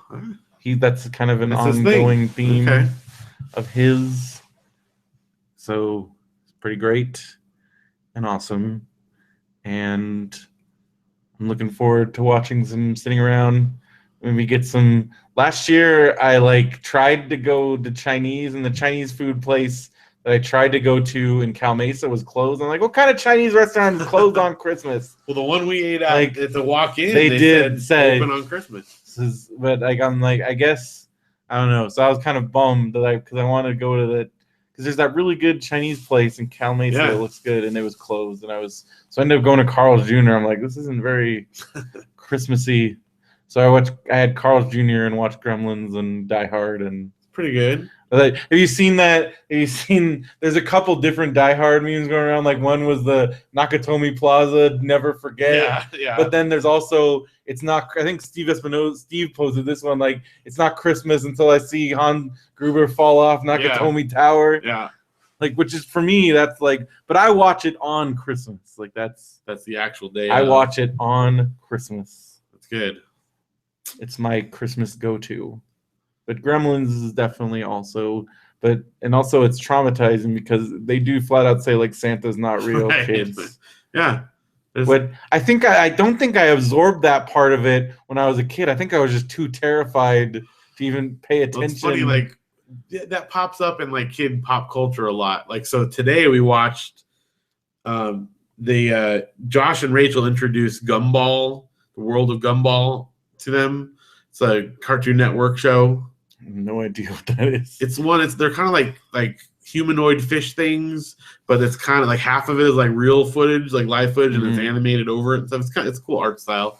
Anyway, so they watched some of that with Josh and Rachel, and there's a new Christmas episode. I don't know if it's new, but Luke wanted to watch it because it popped up on the suggested things. So I watched just that one with him, and the whole thing is there's no Santa Claus, blah blah blah. And then it's one of those ones where, surprise, surprise, the old guy that was not Santa was really Santa and he lost his memory, that kind of thing. Mm-hmm. But Luke was so there's a part where the mom was telling her kid, Santa's not real and the Easter Bunny's not real. And Luke's I know that's got to be Santa because the Easter Bunny is real and, the Tooth Fairy is real. And the other one, she listed something funny like Abraham Lincoln or something. What are you going to do when Audrey... what are you gonna do when one of them they're both still, it's tricky because they're both still they're very much thinking about it, and I don't ever blatantly lie. I'll just ask them well, what do you think? And they're this is what I think. I'm okay, well, it's a good theory, or I remember the first time I'm why is Santa's handwriting?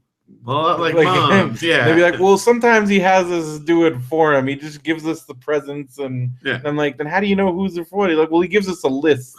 I'm all right. But then I had that kid when I was 9. Yeah. It was wrestling's fake and Santa's not real, and then he shoved me in the dirt. And that was just the worst day of my, because both in one day. At least the wrestling thing I turned around, but there is no learning to appreciate once the Santa thing's gone, it's gone. Yeah. And well, part of it, we've always the presents that they get are from us or from whoever. We do their stockings or from Santa, whatever. But it's, I don't know. People have been doing it for generations. It's a thing. It is what it is. It's and also you don't want to I I feel like the parents that actively do it, I'm like, you're like ruin. Like let's let them have something. Yeah. So I don't know, but again, like if they like ask me point blank, I won't lie, but I'll just like, well, what do you think? Like, tell me what your theories are. Let them figure it out. I don't have to address it. What do they think about mall Santas? They're not. They're just people in costumes. They know that. Okay. Like because you've heard Luke like at Disneyland, he's like, well, that's not the real Mickey Mouse. The real Mickey Mouse is the one in the parade or whatever. Like he'll have these like theories, like, oh, that's the real one. This guy that I saw, that's just a guy in a costume. Or whatever, So they have their, and I just okay, that's what you think about it. Cool, let them think about it. Yeah. So anyway, cool. All right, Steve wrote, 4th grade class teacher shamed us into believing Santa because we were all acting cool. I don't believe in Santa. That's for little kids. She was like, I still believe in Santa, and I'm older than all of you. That's a good way to just. Yeah. Well, see, my dad kind of gave me the idea of doing it like because with kids in his class, he would teach like 2nd graders, and that's like prime figuring it out and still struggling with do you believe it? And he would just do that. Like, what do you think? What is your theory? How does Santa get around? I don't know. What's your theory? What have you heard? Just kind of throwing it back on them and letting them figure it out because, especially as a teacher, like you don't want to be the one that have the parents, you told my kid Santa's not real, like that's bad news. So. All right. Anyway. Well, Merry Christmas. Yes. And happy Hanukkah whatever, and all the other things. All the stuff. Happy time off from school if you're in school. Time off from work. Yeah. At least a day or two. Something. Even if I was working, I think I still would have gotten Christmas. Like, isn't it like Christmas? What day is Christmas? Is it a Friday? Yeah. So I would have gotten, I think we got Thursday and Friday off. Yeah. So that could be like a 4-day weekend. So there you go. I mean, hopefully you're getting that. Hopefully you're getting something, get some good food, family time, hanging out. Whoa. Gurgling and I need to get out of here. I need to go for more than one reason. Explode. All right. Well, for Radio BrendoMan, I'm Brendan Creasy. And I'm Phil Vecchio. Have a good one, everybody. Oh, dude. You don't even know. I'm holding in the hugest fart right now. I almost let it rip at the end there because it was like churning, but I held it back. Now you can put it on YouTube. I held it back. We're still going. No, I like that chunky. That was it going back up for a little bit. Going back up. No, it does. It like goes back up and then it'll like slowly work its way out, and I could. So it's in there, but man, it's coming out soon. Real soon.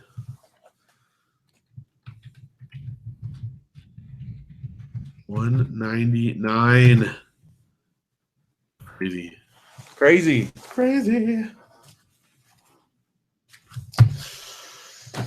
Thanks for hanging out, Steve. Thanks, Steve. Good seeing you. Merry Christmas.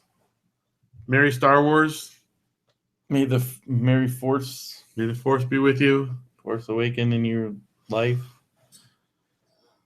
So the dark side of the Force is the part that awoke, right? Because the light side of the Force was still around. Luke was still training Jedi. Think it was more like I think they were talking about Ren. Yeah, I think so. Because that's when it awoke. Once he struck down his father, the dark side reawoke. Yeah, but he already had the dark side. He was already there. Yeah, I think it was more Rey. That's what completed his. But mission. I think it woke in Rey. Yeah, definitely woke. Everybody woke up. R2-D2 woke up. What if it was Star Wars R2, the R2 awakening? He was just like, "Hey guys." Oh, so good. It is. They just throw a sheet over him. They're like, "You go in this like." There you go. He's in a suspended animation. He's a war hero. He's a robot, though. They just put a freaking. I guess droids still don't have like very like equal rights for droids. No, definitely not. We don't serve their kind here. Just throw a sheet over him. Was he actually covered in a sheet? He had like a sheet over him. They pulled the sheet off, and then it was R2. There was a cover. There was a sheet on the Millennium Falcon. R2 was definitely covered. All right, maybe so.